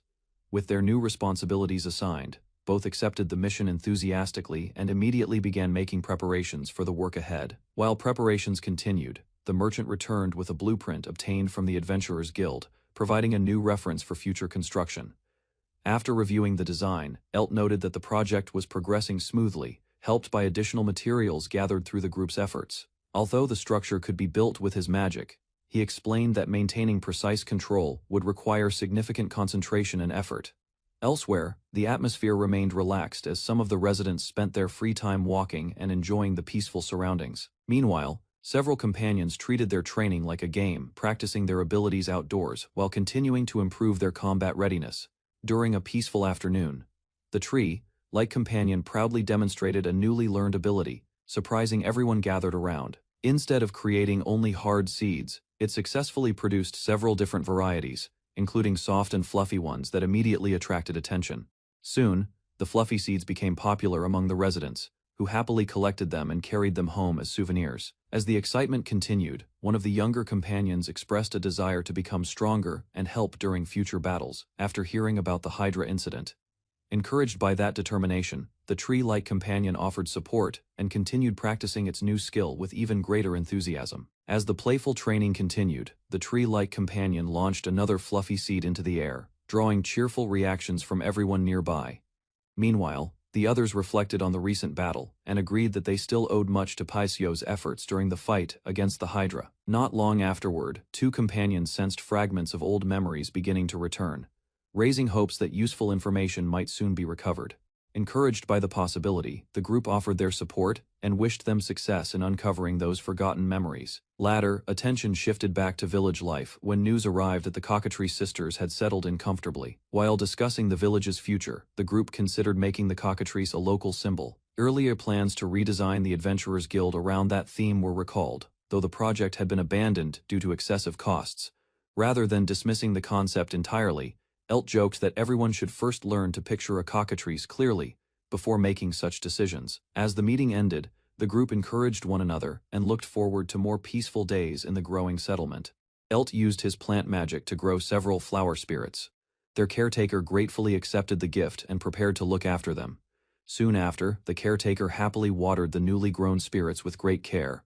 Before long, the flower spirits soaked themselves together in a pool. Their identical appearances surprised Elt, yet their cheerful behavior showed they were enjoying themselves. As they relaxed, one spirit reflected on the meaning of family. Elt quietly considered how different those values were from the beliefs of his previous life. Meanwhile, thoughts drifted toward distant companions. Wondering how they were doing, the group spent the peaceful day together. While talking with the flower spirit, Elt learned about a winter festival from her homeland, where music played an important role in the celebration. Excitement quickly spread as the spirit shared more details about the event and the blessings connected to it. Elsewhere, several beastfolk arrived by the river after the recent battle. Their visit was partly to check on Elt's condition and offer assistance. Determined to help, the group prepared for fishing despite the cold weather. Confidence remained high as they readied their simple tools. Unlike the others, the fluffy beastfolk member felt completely comfortable in the chilly air and stayed cheerful throughout the outing. The beastfolk explained that their people were not well suited for life around water. Even so, they remained confident in their own strengths and traditions. Meanwhile, the discussion turned to rivers and diving. The vampire girl admitted she was unfamiliar with such activities, making the task seem difficult. Before long, the fishing net was brought over. Elt watched as the group prepared to put their plan into action. Attention then shifted to the net itself. Its long history and craftsmanship revealed the knowledge passed down through generations. Rather than focusing only on names, the group reflected on the skills and heritage preserved within the tool. The beastfolk explained how earlier generations improved their fishing tools. Pride filled the elder as he spoke of preserving inherited magical tools. Exploring unknown places was also part of their mission to expand that legacy. Elsewhere, a young alchemist mounted a horse and prepared for a journey. A small companion joined the ride as they set off together. Dust rose behind them while they raced down the road. Their goal was to reach Zanza's as quickly as possible. Confident in her abilities, the alchemist pushed forward at full speed, carrying valuable potions and supplies. She hurried toward her destination without delay. After traveling for some time, the alchemist reached a small lodge located between the village and Zanza's. Guided by her companion, she approached the lodge and decided to stay for the night. The place was managed by trusted associates of a trading company. Moments later, she entered the building and politely announced her arrival. Her small companion followed closely behind. Recognition came immediately from the staff. Happy to see familiar visitors again, they quickly welcomed the travelers and offered to care for the horse. With everything settled, the group headed inside. A simple meal and a chance to rest awaited them after the long ride. After settling in, the travelers placed their food orders and prepared to enjoy a quiet evening at the lodge. While waiting for the meal, plans for the next day were discussed. Reaching Zanza's and gathering materials remained the group's main objective. Soon, attention shifted to local news. A merchant shared information he had recently heard while serving drinks to customers. The conversation grew more serious as reports emerged about unusual movements by the Black Book Knights. Curious and concerned, the travelers listened carefully. Further details suggested the knights had been seen throughout the kingdom, more often than usual. Rumors surrounding the Black Book Knights suggested that powerful figures might be involved. The following day, the group finally arrived in Zanza's. Their attention quickly turned to gathering the materials they needed. Most supplies were obtained without trouble, leaving only Almirage claws on their list. A lead soon caught their interest. Guided through the city's back streets, the travelers searched for a rare source of materials. Although the route seemed suspicious, their guide remained confident. At the end of the alley, a hidden location came into view.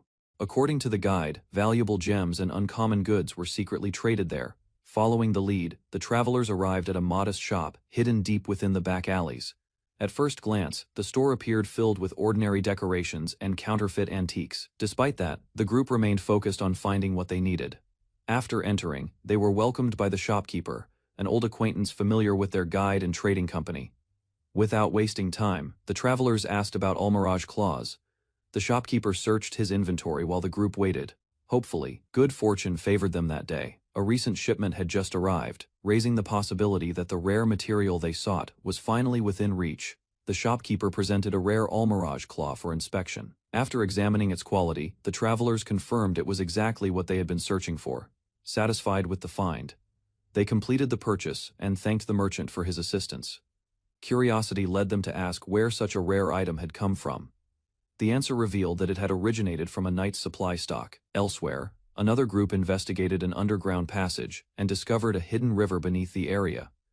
Using the newly completed map, the explorers pieced together the underground layout.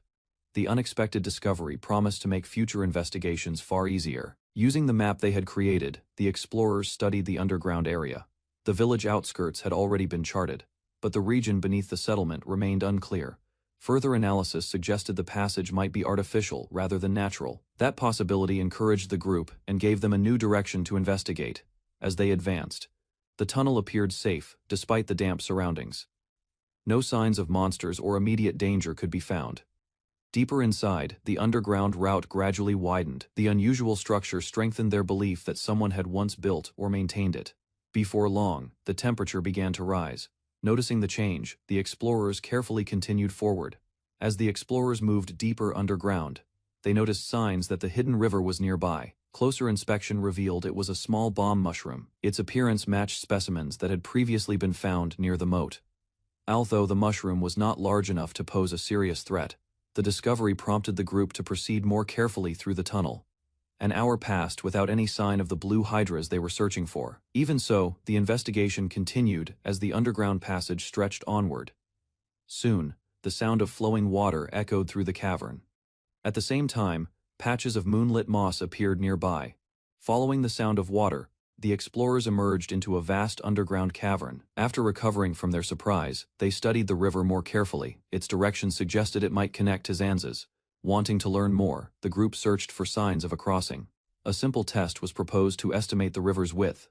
A stone sailed across the water and landed on the opposite side. The result revealed that the river was much narrower than expected. Further observation showed the water was surprisingly shallow. With a visible bank across the way, crossing the underground river now seemed possible. The discovery strengthened their belief that the underground route had been deliberately constructed. With the mystery partially solved, the explorers considered their next move. The path ahead remained unexplored and full of possibilities. Rather than turning back, they chose to continue deeper into the cavern. A plan was quickly formed to cross the river safely. Using his magic, the young explorer created a sturdy wooden walkway. The structure stretched steadily across the water. Soon, the completed bridge connected both sides of the underground river. With a safe crossing secured, the group prepared to advance farther into the hidden passage. After completing the wooden walkway, the group checked its stability, confident in the bridge and their remaining strength. Carefully crossing the river, the explorers searched for anything unusual. Their inspection revealed no immediate signs of danger. Meanwhile, the shallow water and glowing moss remained unchanged. The consistent environment suggested they were still following the same underground route. With the crossing secured, the group gathered on the far bank. Their investigation then continued deeper into the cavern beyond the river. Ahead of the group, a narrow path stretched across a vast underground river as they headed toward the opposite side. Observing the surroundings, Elt was amazed by the immense scale of the cave and the strangely formed passage. While examining the area, the companions considered that the river and pathway might be remnants of an ancient dungeon structure. Soon after, another possibility emerged that the cave itself had been artificially constructed in a deeper layer of the dungeon. Suddenly, a figure noticed movement in the distance, causing everyone to turn their attention toward the far side of the cavern. Across the river, several large figures came into view, making the group wonder whether they were monsters and their offspring. Moments later, the mystery eased as giant cockatrices were found gathered around a dryad while making cheerful sounds. To everyone's surprise, the creatures were carefully washing sweet potatoes instead of showing any hostility. Meanwhile, Elt noticed an unusual glow coming from the cockatrice's eyes and paid closer attention. After hearing an explanation, the group learned that the shining eyes were a natural effect of the cave's darkness rather than anything dangerous. Learning about the cave creatures, the group decided to approach them and establish contact. Without warning, a massive blue hydra burst into view near the river. Its body appeared larger than before, and several necks seemed to have merged together. Concern quickly spread among the party as they realized the creature's appearance had changed since their last observation. Before anyone could react further, a small chick charged forward and struck the hydra with surprising force. Amid the confusion, Elt prepared for battle, only to notice the hydra behaving in an unexpected manner instead of immediately attacking. Just as the confrontation began, a flute melody echoed through the cavern and caught everyone's attention. Immediately afterward, the blue hydra's movement slowed, creating an opening for Elt and his companions to act. Seizing the opportunity, the group launched a coordinated attack that struck the hydra with full force. A powerful impact followed, and the massive creature collapsed under the combined assault. With the danger gone, relief spread among the party while the small chick proudly celebrated its contribution to the victory. After the battle ended, Elt confirmed that everyone was safe, and thanked the small chick for helping during the fight. Nearby, the dryad expressed her gratitude for the rescue, and appeared relieved by the group's arrival. Soon afterward, Elt learned that the dryad was the leader of the local settlement hidden within the cave. Wanting to continue their exploration, the party accepted her offer to guide them toward the village ahead. Along the way, the companions shared food with the cockatrices, and the creatures happily gathered around as the journey continued deeper into the cavern. While sharing snacks with the villagers, the dryad immediately recognized the herb balls and became excited about their origin. After learning where they came from, she happily confirmed a connection to Tetetoka and recalled receiving similar handmade treats before. In response, Elt explained that Tetetoka was currently living on the surface, which surprised the young dryad. As the discussion continued, she revealed that her presence in the cave was related to an order from the queen. Unfortunately, when asked for details, the dryad could no longer remember the reason and could only repeat that she had forgotten it completely. As the group continued talking, they realized the blue hydra had likely been living in the underground region for hundreds of years. Meanwhile, the dryad explained that the cave settlement had become their home after a major event changed life on the surface. Without warning, excitement spread through the village as news arrived that visitors had finally appeared. Soon, several dryads rushed over to welcome the newcomers and celebrate the rare encounter. While observing the area, the group noticed an abandoned gondola nearby, suggesting that the settlement once had another way to cross the underground river. After discovering the abandoned gondola, the group asked whether it could still be used to cross the river. Upon closer inspection, they found that the stone structure remained intact, but the wooden section had been badly damaged. Further examination revealed that the wood was a rare material that had become extremely difficult to obtain after centuries underground. Since no suitable replacement could be found, repairing the gondola seemed nearly impossible for the villagers. Rather than giving up, Elt studied the remains carefully and decided to recreate the missing parts with his plant magic. Using his plant magic, Elt successfully recreated a piece of the rare wood and attached it to the damaged gondola. Excitement quickly spread among the villagers, and several companions eagerly volunteered to help with the repairs. As the work progressed, the atmosphere became relaxed, allowing everyone to enjoy a brief moment of rest. Meanwhile, a small chick suddenly sensed something unusual and grew concerned about a strange presence nearby.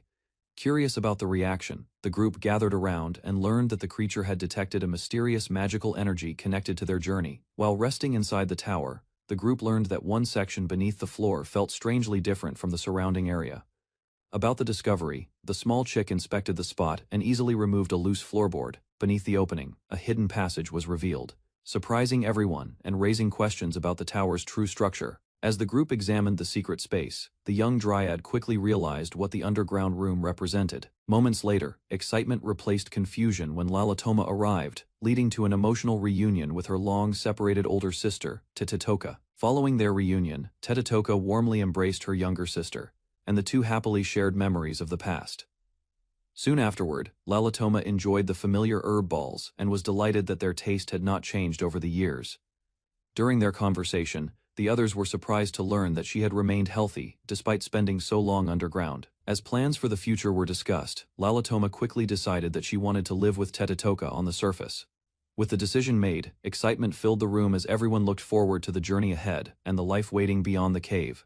After deciding to return to the surface, Lalatoma asked whether the village could remain together as one family, and Elt gladly agreed. Later, the conversation shifted to the Blue Hydra, prompting Lalatoma to recall even larger creatures appearing from the underground river. Hearing that report, the group realized a far stronger Hydra might still be lurking somewhere in the depths. Rather than panic, Lalatoma revealed a plan involving her music and her ability to influence the mysterious water. Villagers gathered around as she prepared to perform, while anticipation spread through the crowd before the plan began. As preparations were completed, the villagers gathered for a special concert led by Lalatoma, whose musical talent was highly respected among the dryads. Before the performance began, the group learned that only a chosen watermeister could play music, capable of affecting the mysterious waters. Soon a gentle melody echoed through the area, and the audience listened quietly, while the beautiful sound spread across the village. Meanwhile, Elt recognized the tune and remembered hearing the same melody during an earlier encounter. Gradually, the cheerful atmosphere inspired others to join in, and the gathering turned into a lively celebration filled with music and dancing. As the celebration continued, the others encouraged Woods to join the festivities instead of watching from the sidelines. After a moment of hesitation, Woods finally accepted the invitation and eagerly stepped into the gathering. Meanwhile, Naya invited Elt to dance, and he agreed to take part in the cheerful event. Although Elt lacked confidence in his dancing skills, Naya patiently guided him while the music played around them. Before long, the festival grew even livelier as everyone danced together, welcoming the new villagers and strengthening the bonds between their communities.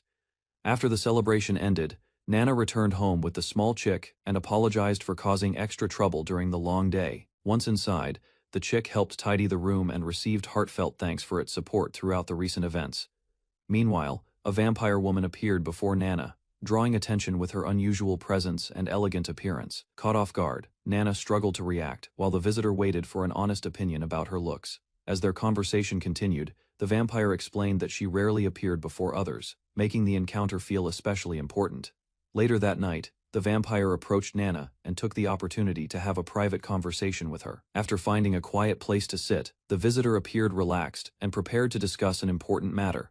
To Nana's surprise, the vampire revealed knowledge of a secret, immediately making the situation more serious. Rather than causing trouble, she reassured Nana of her trust and shifted the discussion toward the stuffed animals Nana had been making.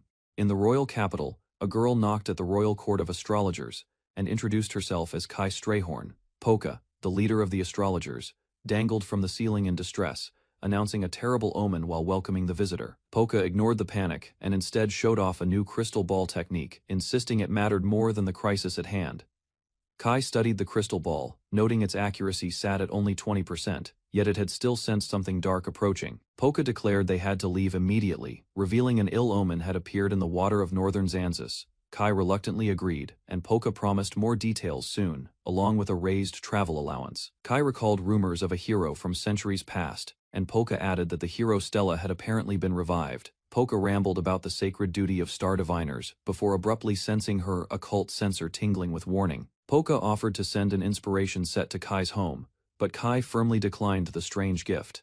Elsewhere, a strategy meeting was held for subjugating the last Blue Hydra, said to appear downstream of the underground Great River. Lalatoma had been suppressing the Hydra using taiko drums and music, but the instrument had recently broken and weakened her control.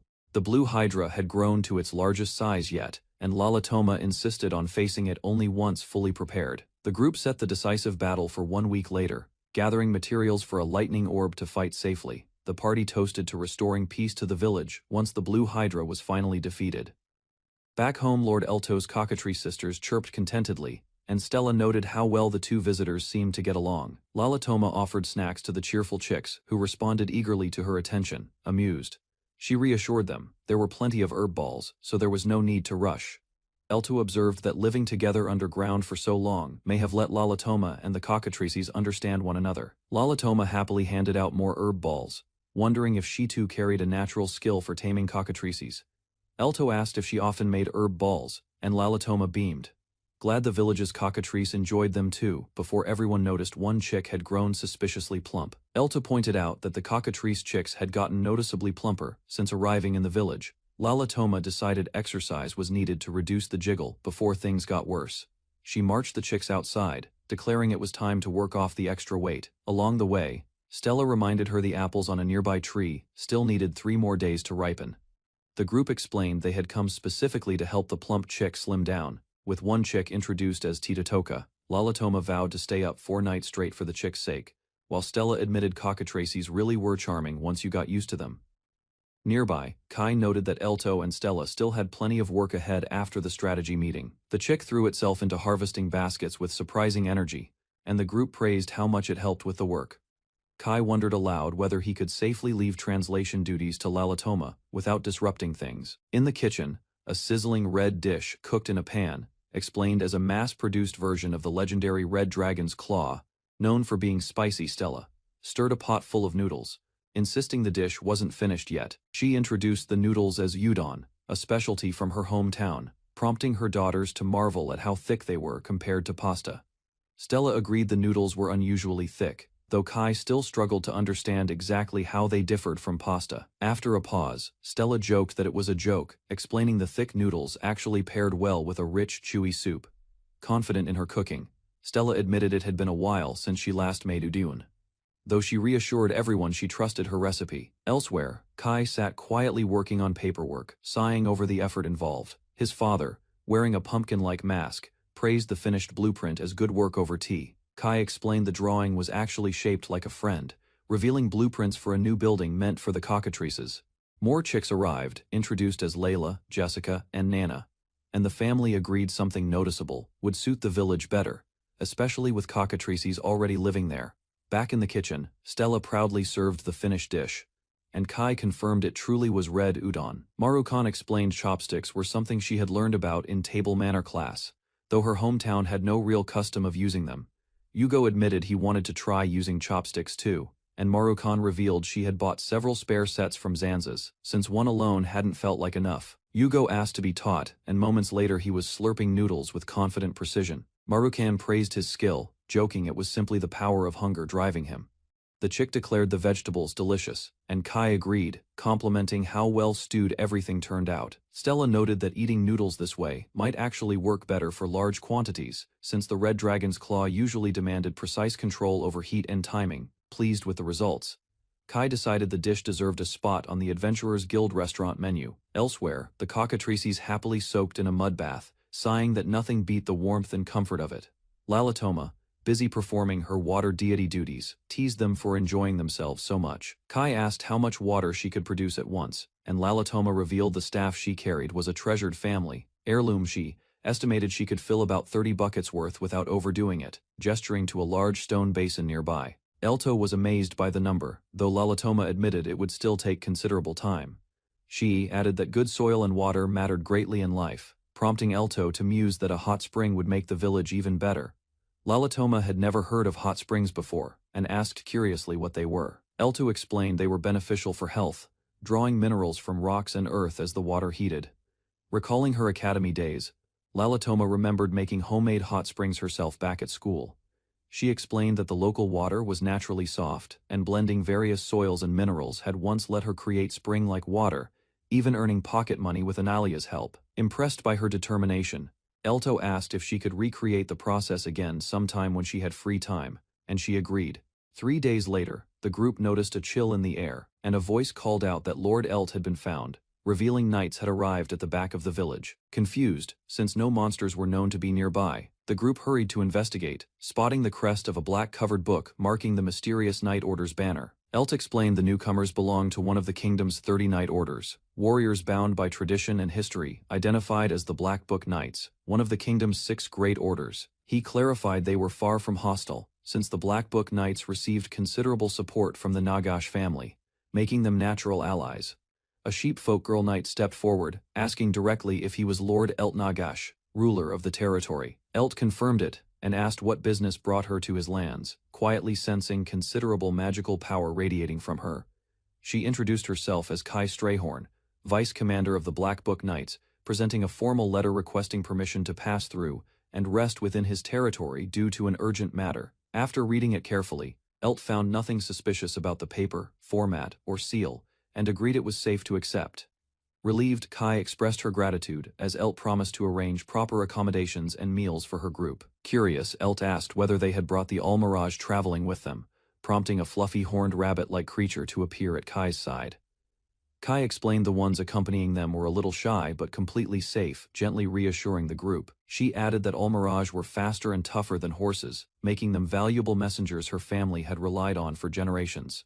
Though Elt admitted this was his first time riding one and noted most lords still felt wary around them. Undeterred by any danger, Elt knelt down completely charmed by the creature, insisting it looked far too cute to be any kind of threat. A sealed document passed into Elto's hands, marked with the royal court astrologer's insignia. Pio pressed him for details, curious whether this urgent dispatch had come straight from the king. Words tumbled out awkwardly as the young elf girl tried to explain the mission.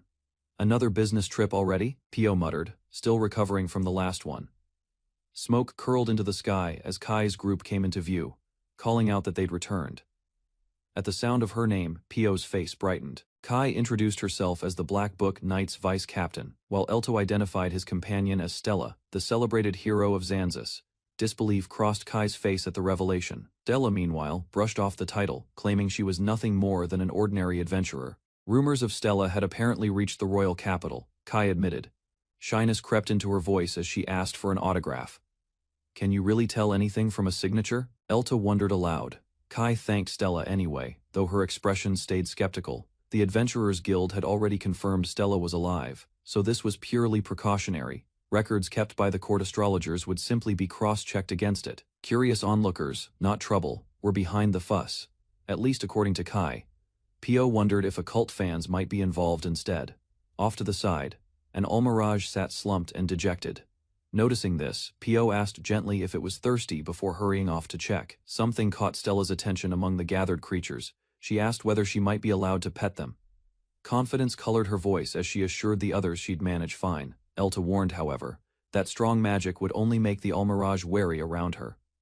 Slowly Stella exhaled, and her magic visibly diminished. Sensing the change, the Almirage relaxed and leaned into her touch. "Incredible," Kai remarked, amazed that Stella could suppress her own magic just for this. Proper manners apparently were the key to enjoying the fluff. At Stella's request, Elta conjured a handful of carrots with a snap of magic. Delighted squeals rose from the Almirage crowding around them. Shyly, Pio asked if she could offer carrots too. Elta agreed without hesitation, letting her join in. Chaos broke out as the Almirage jostled for their share, one accidentally smacking Pio in the scramble. Hierarchy mattered among Almirage, Kai explained. Having one eat first served as a way of testing for poison and confirming rank. Gratitude filled the Almirage's voice as Elto promised more carrots were on the way. "Line up," he called out, coaxing the group into order. A soft chirp sounded nearby, drawing everyone's gaze to a small chick-like creature. Elto laughed, noting that monsters had clearly already made this village their home. Sudden commotion broke out as more figures approached the group. Kai's eyes went wide with terror. "See cockatrice," she stammered, mistaking the small creatures entirely. Confusion followed as her companions asked what she meant, only for Kai to insist louder that it was, in fact, a cockatrice standing before them. Without warning, Kai collapsed to the ground, motionless. Alarm spread through the group as they scrambled to check on her. Poison and magic held no power over cockatrices, Stella explained calmly. Creatures even seasoned mages learned to fear. An old trick called playing dead existed for exactly this kind of encounter, Stella continued, admitting it was outdated but still occasionally effective. Somewhere in her past, cockatrices had clearly left a mark. Trauma took many forms, Elta mused, noting that the world held all sorts of unexpected fears worth respecting. Despite how harmless these particular creatures seemed, surprise lingered among the group at discovering someone who still remembered such an old technique. Pio protested indignantly, insisting she wasn't a mere chick but a genuine cockatrice, chirping her frustration at the little ones nearby. Curiosity colored the exchange as Elta wondered whether they ought to relocate Kai somewhere more comfortable while she recovered. Farewells were exchanged as Pio and her small companions bid goodbye, cheerful chirps trailing behind them as they wandered off. Attention shifted back to business inside, as Elta recalled something from earlier. The divination had apparently warned of a bad omen involving water. Astonishment crossed the elf girl's face upon hearing this confirmed.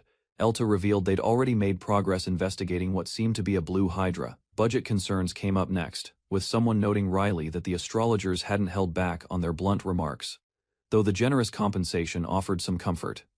Their role remained limited to warnings under normal circumstances, the girl clarified, though support would follow immediately should an emergency arise. Countermeasures against the Blue Hydra were already underway, Elto confirmed, prompting a thoughtful nod from his companion. Search magic, Elto explained. Specialized in investigating monsters and magical items, exactly the kind of ability suited to their current problem. Keeping Lalatoma out of danger mattered most, one of them stressed, adding that even a rough location would suffice for their purposes. Anything buried beneath earth or water, however, proved difficult to track. Cooperation was requested for the duration of the operation, with Elto confirming they'd need to remain in the village until preparations were complete.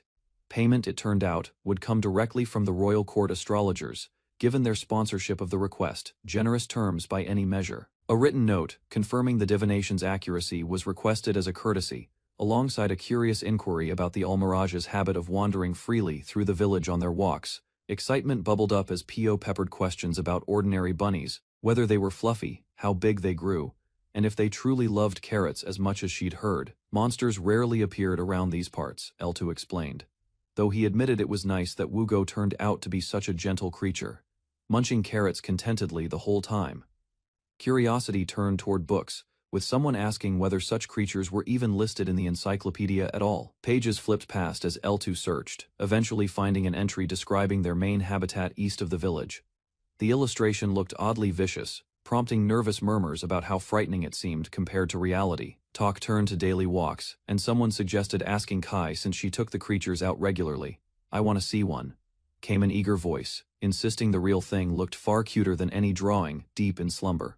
Kai muttered about cockatrices. Her dream shifted to a training ground, where a wolf-like instructor declared the start of official cockatrice training, insisting the creatures were gentle herbivores. Scattered chicks celebrated nearby as baskets of strawberries, melons, and grapes appeared before them, chirping with delight at the seasonal feast laid out. A booming voice demanded attention, urging everyone to etch into memory just how powerful cockatrices truly were. Chicks cheered upon recognizing the instructor, calling him the smooth-headed guy.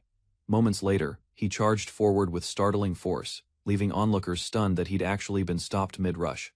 Petting continued cheerfully among the chicks, their contented chirps filling the air as everyone admired how smooth and pleasant they felt. A stern reminder followed: should anyone ever encounter a cockatrice, playing dead was the proper response. The gathered trainees answered in unison, vowing to remember the lesson. Back in the dream, Kai patted a small cockatrice, murmuring its name half asleep, still processing the strange encounter. Startled awake, Kai realized it had all been a dream. Restless, she decided a walk might help clear her mind. Stepping out into a moonlit village, footsteps echoed nearby, revealing nothing more than a mascot costume rustling in the dark. Relief turned to panic as Pio's glowing eyes appeared, sending Kai reeling with dizziness at the sight. Determined to shake off her nerves, Kai turned back toward her room, insisting that she knew the creatures meant no harm despite her lingering unease. Gratitude filled her as she found the bed left open for her, the Almirage having generously made space. Settling in beside it, Kai murmured a soft goodnight before drifting back to sleep. Iskamina gently woke Mogu from a short nap, and the sleepy bear admitted it truly reminded her of her old student days. Mogue explained she used to drink this same sweet potato juice constantly, whenever she was buried under mountains of schoolwork long ago. Mogu thanked Iskamina warmly for the drink, then worried aloud that Anaria never listened no matter how often she was told to rest. Mogu admired the glowing lightning god orb, while Iskamina explained that crushing an Almirage claw into it would finish the potion completely. Iskamina asked Mogu to crush a few more materials stored inside the kitchen shelves, before they finished their alchemy work for the day. A fluffy chick named Pio hummed happily nearby, while Dia teased that its feathers looked messy like terrible bedhead this early morning. Kai remarked that Dia seemed genuinely excited for the outing, while the wooden golem beside him observed that she looked especially fired up. Kai prepared a raincoat just in case the unpredictable weather turned bad, since the sky outside looked rather uncertain that early morning. The group discovered a whole cluster of Almirage resting together near the cottage, and Dia suddenly appeared to fall asleep right there. Kai explained once again that Daa was not actually unconscious, since she simply falls asleep involuntarily whenever a cockatrice appears somewhere nearby. Kai guessed that a cockatrice must have wandered somewhere through the area earlier, drawing every single Almirage there for the same reason. Despite the strange mystery, Dia decided they should still greet the animals first, delighted by how adorable the bunny-like almirage looked. The group shared a quiet breakfast together, letting Daya and Kai taste the almirage's food while everyone enjoyed the peaceful morning gathering. The wooden golem gently offered food to the chattering little chicks, who happily accepted the treats being handed out among the group. Kai noted that the animals seemed strangely drawn to his wooden brother's rough texture, while Pio praised how wonderfully soft everything felt. Pio proudly claimed to take excellent care of its feathers every single day, prompting a curious almirage to rub against it affectionately. Kai revealed that he bathes every single day without fail and always washes up thoroughly, impressing the almirage sitting curiously beside him. Dia was amazed to learn that Kai could actually understand and speak with Pio, asking eagerly what kinds of things they discussed. A jealous almirage sulked dramatically after hearing Pio's feathers praised as remarkably fluffy, until Dia's father suddenly called out for his attention. Dia admitted the paralysis had actually helped her earlier, since the surrounding cockatrices left her genuinely puzzled about their strange sudden gathering. "That sounds rough," Kai admitted, listening as Dia explained how it felt like pure reflex whenever the almirage kicked her back home. Pretending to put Dia to bed seemed like the safest plan, Lord Elto suggested, letting her quietly follow behind them afterward. Instead, never once had he expected Dia could actually speak with the almirage. Lord Elto mused, wondering if she truly was the legendary talking cockatrice. "Go put Kai to bed for a bit," Lord Elto instructed, while Stella reassured everyone that things should probably turn out fine regardless. With a quiet goodnight to the almirage, Dia heard Pio agree that resting now was likely for the best given everything happening. Rather than worry Dia further, Lord Elto proposed handling Pio's walk themselves while touring the peaceful village together that quiet morning. Curious about Kai's preferences, Lord Elto asked whether there was somewhere specific he wanted to visit during their relaxed village tour. Bursting with excitement, Kai declared he wanted to see the lake, since even underground cockatrices apparently hadn't discovered that scenic hidden spot. Heading toward the lake sounded perfect to Dia, who enthusiastically confirmed she was completely on board with Kai's sudden idea. Apologizing for stopping them so abruptly, Lord Elto explained his hurry while Kai reassured him that everything was perfectly fine. 2 lightning orbs had finally been completed, Lord Elto proudly announced, noting how different they looked compared to ordinary potions. Noticing the dark circles under his eyes, Dia grew concerned and asked whether Lord Elto was truly doing all right after everything. "Don't push yourself," Pio scolded gently, insisting that proper skincare mattered just as much as finishing important alchemical work quickly. Flames practically visible behind him, Anaria teased, prompting Lord Elto to admit he would rest briefly before continuing his tasks. A healthy vegetable lifestyle sounded ideal, Pio suggested, and Lord Elto agreed at once, promising Iskamina would juice everything soon. Holding onto 1 lightning orb made sense for Stella, Kai explained, since throwing it whenever needed would trigger its effect instantly determined to succeed. The wooden golem promised his best effort, especially since wood apparently offered the greatest power for that orb. Warmly greeting Kai and Dia, Mogu mentioned planning a relaxing bath, after successfully delivering the Thunder God orbs to Lord Elto.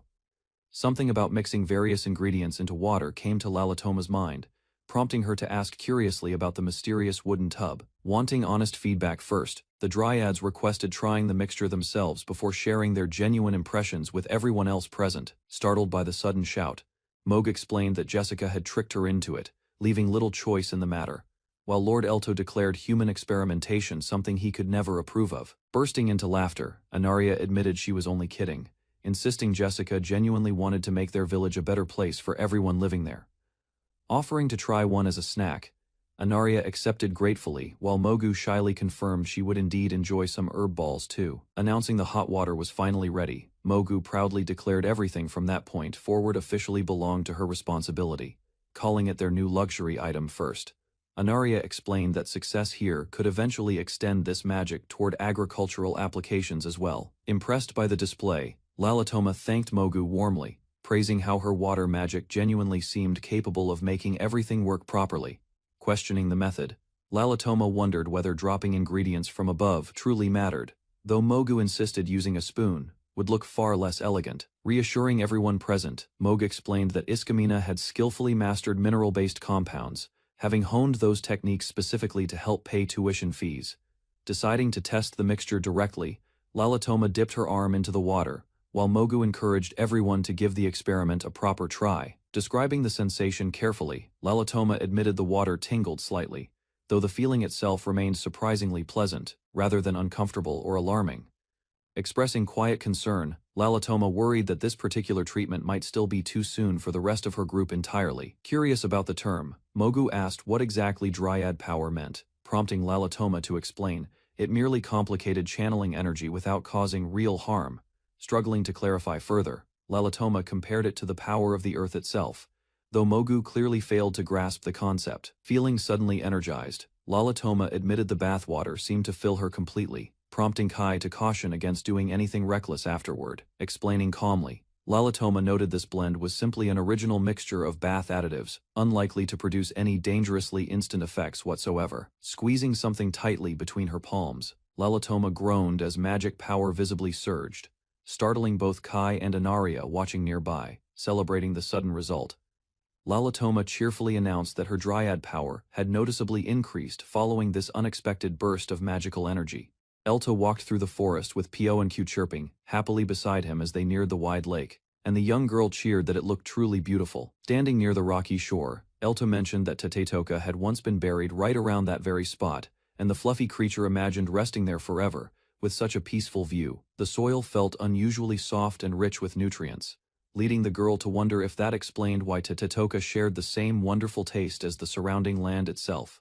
Elto gave everyone some free time to relax near the lake, warning them gently not to wander too far away, and the group cheered with sudden excitement at the freedom. Using his plant magic, Elto summoned fresh patches of grass across the ground before lying down for a quick nap, while Wood settled comfortably beside him enjoying the greenery. When the small girl asked if she could join them and relax nearby, Elto agreed right away, telling her to go ahead and enjoy the calm lake breeze too. As wind drifted gently across the water, Wood remarked that the breeze felt really nice, and the girl agreed the lake air was wonderful compared to living underground before. She admitted that feeling open sunlight was completely different from her old life underground, while several PO creatures nearby stared intently at Elto with wide sparkling eyes. The girls noticed the PO flock had been acting that way ever since Elto grew fresh lawn out of nothing, joking that they seemed totally fascinated by their curious lord.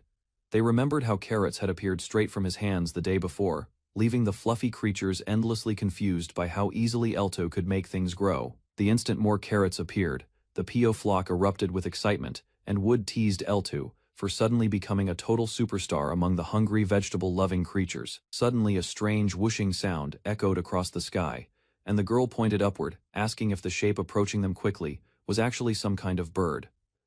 Elto realized it was Nana flying straight toward their group, wondering aloud if vampires were supposed to dislike water, while the girls affectionately nicknamed her Rain PO instead. He noticed it had finally begun to rain, though Wood reassured him calmly that it was still just a light drizzle not worth worrying about right now. Startled by the sudden shift, one of the girls shouted that the lake was now pouring rain heavily, catching Elto and the others completely by surprise. Nana PO dashed wildly through the storm, already soaked from the growing downpour, while the girls worried aloud about her unfortunate timing flying straight into the rain.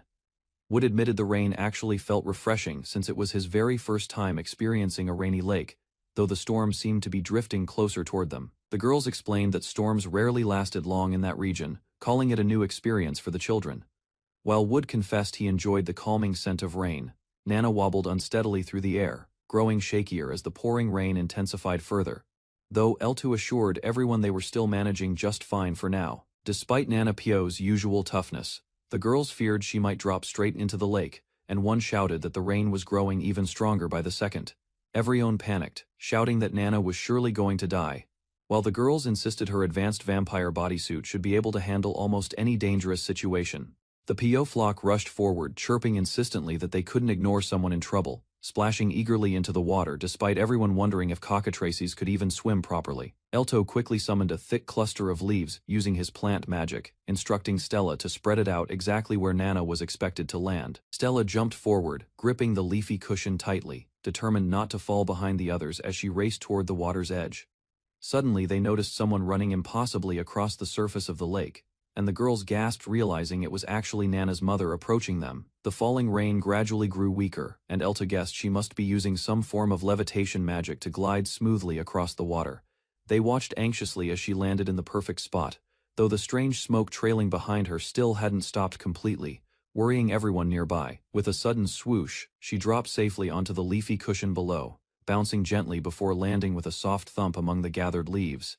Just as everyone relaxed, thinking she'd landed safely, a massive explosion suddenly erupted from the lake, and Nana cried out for her mother in alarm. Once the smoke cleared, they pulled her up gently, relieved she seemed okay, but Stella suddenly rushed over shouting that Lord Elto needed to hear urgent news. A powerful surge of mana burst violently from the lake, and Elto immediately suspected the dangerous force could only belong to the legendary Blue Hydra.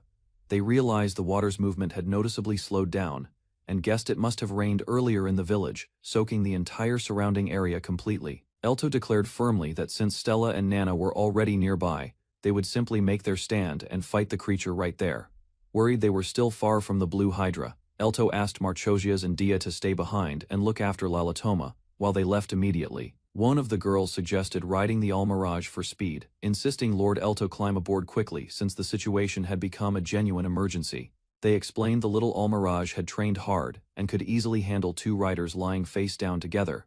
Despite Wood's obvious hesitation about the plan, the group bounded swiftly across rocky terrain, leaping over a river ahead as the Almirage carried them forward with surprising strength and speed. More rain began falling steadily, worrying Elta that they were still far from reaching the Blue Hydra and needed to close the distance quickly. Stella reassured him gently that he still had leftover mana remaining, insisting they would definitely need his powerful whip for the coming battle.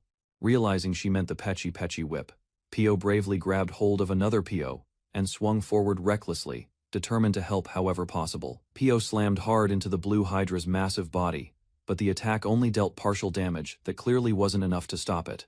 Elto stared in disbelief, asking Nana if she had really been flying earlier, still struggling to accept what she was suggesting next. Stella explained that combining Elto's magic with her lightning orbs and Wood's strength should get them into the perfect position soon enough. She thanked everyone gratefully, while Pio reluctantly agreed to be thrown, sighing as it braced itself for whatever came next. With a mighty swing, Wood hurled Pio through the air, launching it screaming toward the Blue Hydra with tremendous force behind the throw. Pio crashed into the creature and bounced off hard, and Elto admitted he never imagined someone imitating a cockatrice could get launched that way, calling it impressive S-rank adventurer behavior. Kai stared up at the towering Blue Hydra as it roared and thrashed above the ridge, declaring that an all-out attack was finally the answer. Udo gripped the smoke signal tube tightly, ready to fire it 30 seconds after the strike, since the color would mark their true assault. Maru raised her hand as the golem's smoke rose into the sky, and the Pios cheered while the Blue Hydra's attention drifted away completely. Encouraged by the distraction, a small Pio insisted on helping too. While Kai steadied his bow among the trees determined to land his shot, Kai shouted that the moment had come, and everyone unleashed their attacks together, Pio, Golem, and Elf Girl striking as one coordinated team. A blinding explosion tore through the dragon's body, and once the dust settled over the ridge, Kai cheered with relief beside his companions. Remembering the battle wasn't truly finished, Kai rushed off to recover the dragon's core, with Udo trailing behind to confirm the important task. Maru volunteered to dive alongside the Pios and search the water herself, boasting that her magic let her hold her breath for 3 hours. Afterward, everyone noticed that one small Pio had leveled up during the fight, and Kai thanked it warmly for how useful its song had been. Maru smiled and said the real fun would start once they returned home, teasing that Marcosia always dropped cryptic hints about what came next. The group agreed that the newly evolved cockatrice Pio had truly pulled its weight, proving braver and stronger than anyone had expected from it. Maru knelt beside the fluffy creature and asked Kai gently whether the little cockatrice Pio was doing all right after such an intense battle. The cockatrice Pio chirped happily, admitting that watching its friends fight so desperately for their lives had made its own fear disappear entirely.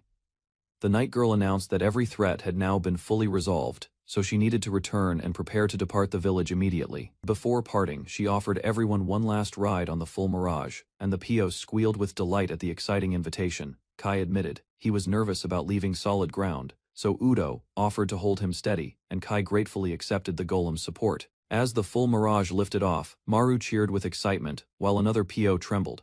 Struggling to keep its balance during the sudden climb, Kai wobbled while adjusting to the ride, and Maru gasped in amazement at how impossibly high they had risen above the forest canopy. Maru reassured her nervous friend that Udo and the full Mirage would keep everyone safe as they traveled together through the quiet woods. Back home, Kai thanked everyone for their help and invited them to visit again, while Maru promised the Pios had loved every moment there. Eruto sat reading quietly until the Dryad girl approached, asking gently if she could show him something strange she'd noticed after the lake. She held up a note bearing a new title, Defeater of the Water Dragon, clearly linked to their recent battle against the Blue Hydra. The Dryad explained that this land had once belonged to the Demon Lord, whose final magic tool exploded and left him fatally wounded long ago. Almost nothing of the Demon Lord's castle remained after that blast, though scattered relics might still exist across land the Nagashu family abandoned for a century. Eruto admitted his letter home about Stella's condition probably wouldn't reveal much, since her own family likely knew less than Stella herself once did. The Dryad suggested more answers might surface if Stella's memories returned someday, while elsewhere Stella slept soundly, unaware the guild's construction was nearing completion. A cheerful PO assistant announced proudly that every piece of furniture and equipment needed for the new guild had finally been gathered. Eruto admired a small model of the building, relieved it finally took shape, and promised that tomorrow they'd raise the real structure with magic. The following day, travelers and villagers from Zansasu gathered together, greeting Eruto warmly after not seeing him for quite some time. Samoni mentioned planning a Stella festival to celebrate her, noting winter solstice celebrations across the world were fast approaching within the coming weeks. Eruto declared it was time to begin, while the Dryad and her companion Pio admitted feeling nervous about the exciting moment ahead of them. Villagers and travelers watched in amazement as the structure rose rapidly from the earth. Cheering that completion was clearly just moments away. A massive PO formed through magic beside the finished doorway, and everyone celebrated together as Eruto's new guild building was officially completed. The PO chirped happily about its impressive size, while a nearby companion remarked that its master's fondness for cuteness clearly showed through the design. Villagers busily arranged flowers, dug garden beds, and organized the plumbing system, working together to finish the guild's surrounding grounds. They tested the fountain powered by the Blue Hydra's core, confirming it was completely safe and released only clean, sparkling water. The illuminated fountain earned praise from everyone nearby, and Eruto suddenly realized his own stats had leveled up from the whole project. Maru transformed into a larger, fluffier form after the village reached a certain strength level, startling everyone as she affectionately called out for her mother. Eruto and the Dryad noted that Maru's fur now resembled her true form, though her usual playful atmosphere still hadn't quite disappeared. Eruto wondered aloud what village power truly meant, questioning why the Blue Hydra's released magic had caused Maru's mysterious transformation into a dog. Naru proudly called out from the doorway, asking Eruto how he liked the finished interior, clearly excited to show off her work. Eruto toured the guild floor by floor, admiring the storage room, staff office, restaurant, and workspace Naru had organized so carefully for everyone. Eruto praised Naru's leadership skills warmly, insisting her hard work deserved far more credit than she gave herself as evening settled in. Eruto presented a hearty dish to everyone gathered, announcing proudly that Stella's own recipe was now served at the restaurant for all to enjoy. Villagers and Pios feasted together on barbecue, mushroom stew, and fresh vegetables, joking they would definitely start dieting again tomorrow morning. Maru and her furry companions happily devoured their hot meals, while others praised the vegetables, calling the fresh dishes absolutely delicious. The Dryad thanked Eruto, saying the food reminded her fondly of home, and Eruto replied that he was the one who owed her thanks. Musicians played cheerful tunes as everyone raised their cups, toasting the estate's new beginning, while the joyful celebration continued late into the night. Rhea thanked her visitor warmly, admitting that today's relaxed meeting had gone smoothly, again thanks entirely to his steady cooperation with guild matters, when asked what business awaited them. Rhea explained several matters needed discussion, starting with the guild's reorganization now officially completed and recognized. The second matter concerned this year's upcoming Winter Solstice Festival, which Rhea hoped to make more memorable than any previous celebration held before. She proposed holding it jointly with Zansasu, adding that a Pyo-chan festival and Stella's Revival Memorial could be celebrated together this year. Curious, the man asked how many visitors Zansasu welcomed yearly, and Rhea answered thousands arrived each year, prompting him to consider the idea seriously. Rhea hesitated before mentioning one final matter remained, and the man asked whether it was something troubling that she needed to share. She revealed a letter had arrived from someone claiming descent from Stella, sent from the eastern kingdom of Estona under the royal seal. In Estona's palace, Princess Monet read the letter aloud, worried that monsters plaguing her kingdom made seeking outside help increasingly necessary, despite objections. She reasoned that distant nations across the continent, whose exchange with them ended 50 years ago, might now be worth approaching for negotiation. Monet's attendant announced a letter had arrived from Nana, her friend currently staying in Zansasu within the kingdom of Arnest, sparking her curiosity. Monet excitedly asked whether rumors about a hero named Stella appearing somewhere were true, noticing something remarkable written within Nana's letter. The letter seemed genuine, Nana confirmed, having verified the claim herself when she visited Zansasu recently for an entirely unrelated matter. According to legend, Stella once threw a dragon and defeated Leviathan barehanded after staying awake for 4 sleepless days straight, earning her fame. Apologizing for repeating exaggerated legends, the attendant explained, Arnest's king had invited the real Stella to attend their upcoming memorial ceremony. Monet reacted joyfully until asked if she was all right, insisting nothing was wrong even as attention lingered curiously on the ring she wore. She admitted being the kingdom's strongest mage, responsible for maintaining an ancient seal, calling it her duty as Stella's rightful descendant. Meanwhile, Jade wondered aloud about Stella's descendants, and Rhea confirmed she already knew, having read several books about neighboring countries since arriving. She explained that 7 small eastern nations currently claimed lineage from Stella, each proudly presenting themselves as her legitimate royal descendants. Samano apologized for arriving late, mentioning that a letter regarding Stella's matter had already reached them earlier that same day. Confused, the woman admitted knowing nothing about it at all, since as far as she knew, no real descendant existed anywhere. Rhea realized someone had likely been deceived, mistaking Zansasu's records for their own kingdom's history, which explained the confusion entirely. The letter revealed Estona's royal family wished to visit Zansasu's council regarding the Solstice Festival, hoping also to meet Stella personally, but Sarah immediately refused. Sarah admitted having no idea who this supposed descendant even was, adding that the entire situation gave her an unpleasant, uneasy feeling. Rhea mentioned Estona apparently prepared travel funds and souvenirs, suggesting genuine intentions behind their proposed diplomatic and financial arrangement. Though unwilling herself, Sarah acknowledged that ignoring such matters now could later cause serious diplomatic trouble, so discussing it seemed necessary. Disappointed, Rhea admitted she had hoped Estona's funding might make this year's Pio Chan Festival the grandest celebration ever held. Excited again, Rhea proposed involving Hillberry Village too, believing this opportunity could benefit everyone through the Pio Chan Festival's expansion. Sarah reluctantly agreed given the circumstances, though she firmly rejected another suggestion, naming it Stella's Revival Memorial Festival instead. Sarah explained the festival was originally called the Sealing Festival, meant to remind everyone of the world's 10 great dungeon threats. Rhea proposed each guild build enormous parade floats, hoping tourists might be drawn through routes passing directly through Hillberry Village. Enthusiastically, Rhea declared she would create the largest float in town, one so massive it could reach toward the sky. Elt asked whether their own village could similarly contribute a decorated float, given how many experienced craftsmen already lived there. Jade agreed readily, noting so many villagers had float building experience already, deciding they should participate by constructing their own entry. Excited, Rhea promised to bring documents later, calling this the perfect chance to gather everyone's strength into one impressive float. Pio enthusiastically approved the plan, mentioning tourists always flocked towards Zansasu's floats, which would help publicize their village wonderfully too. Rhea offered to oversee blueprints if provided, while also volunteering to prepare decorative dyes and chemicals needed for construction work. Pio insisted, deciding the float's design mattered most, asking whether villagers could contribute their own creative ideas toward the concept. Everyone agreed the idea sounded wonderful, with Jade expressing firm approval, while Elt happily confirmed her enthusiastic support as well. Jade declared they would combine the village's strength to build something remarkable together for the coming Solstice Festival celebration. Meanwhile, outside, Pio relaxed contentedly against a large creature, enjoying the refreshing breeze drifting peacefully through the quiet countryside afternoon. Both creatures found the moment charming, as Maru happily returned from her walk, praising the giant golem's soft, fluffy fur affectionately. The golem admitted enjoying catchball together mattered greatly, calling their shared exercise something truly important between companions who cared deeply. Brown wondered whether Sarah had returned from her mud bath, since maintaining fur properly remained essential, according to feline wisdom.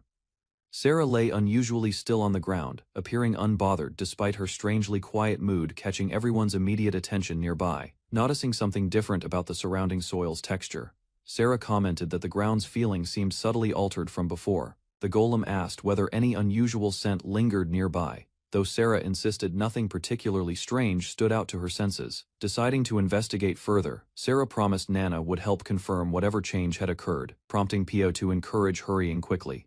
Back home, Jade reflected that today's conversation covered plenty regarding village preparations, including facilities needed for visiting outside travelers. Elt agreed, noting festival preparations required attention soon, while Jade praised how his plant magic conveniently allowed expanding available housing easily. Elt suggested preparing dinner soon, mentioning tonight fell under her turn for cooking duties around their shared household routine. Pio greeted Jade affectionately, who gently praised the little creature's fluffiness, enjoying their calm, comfortable evening together at home peacefully.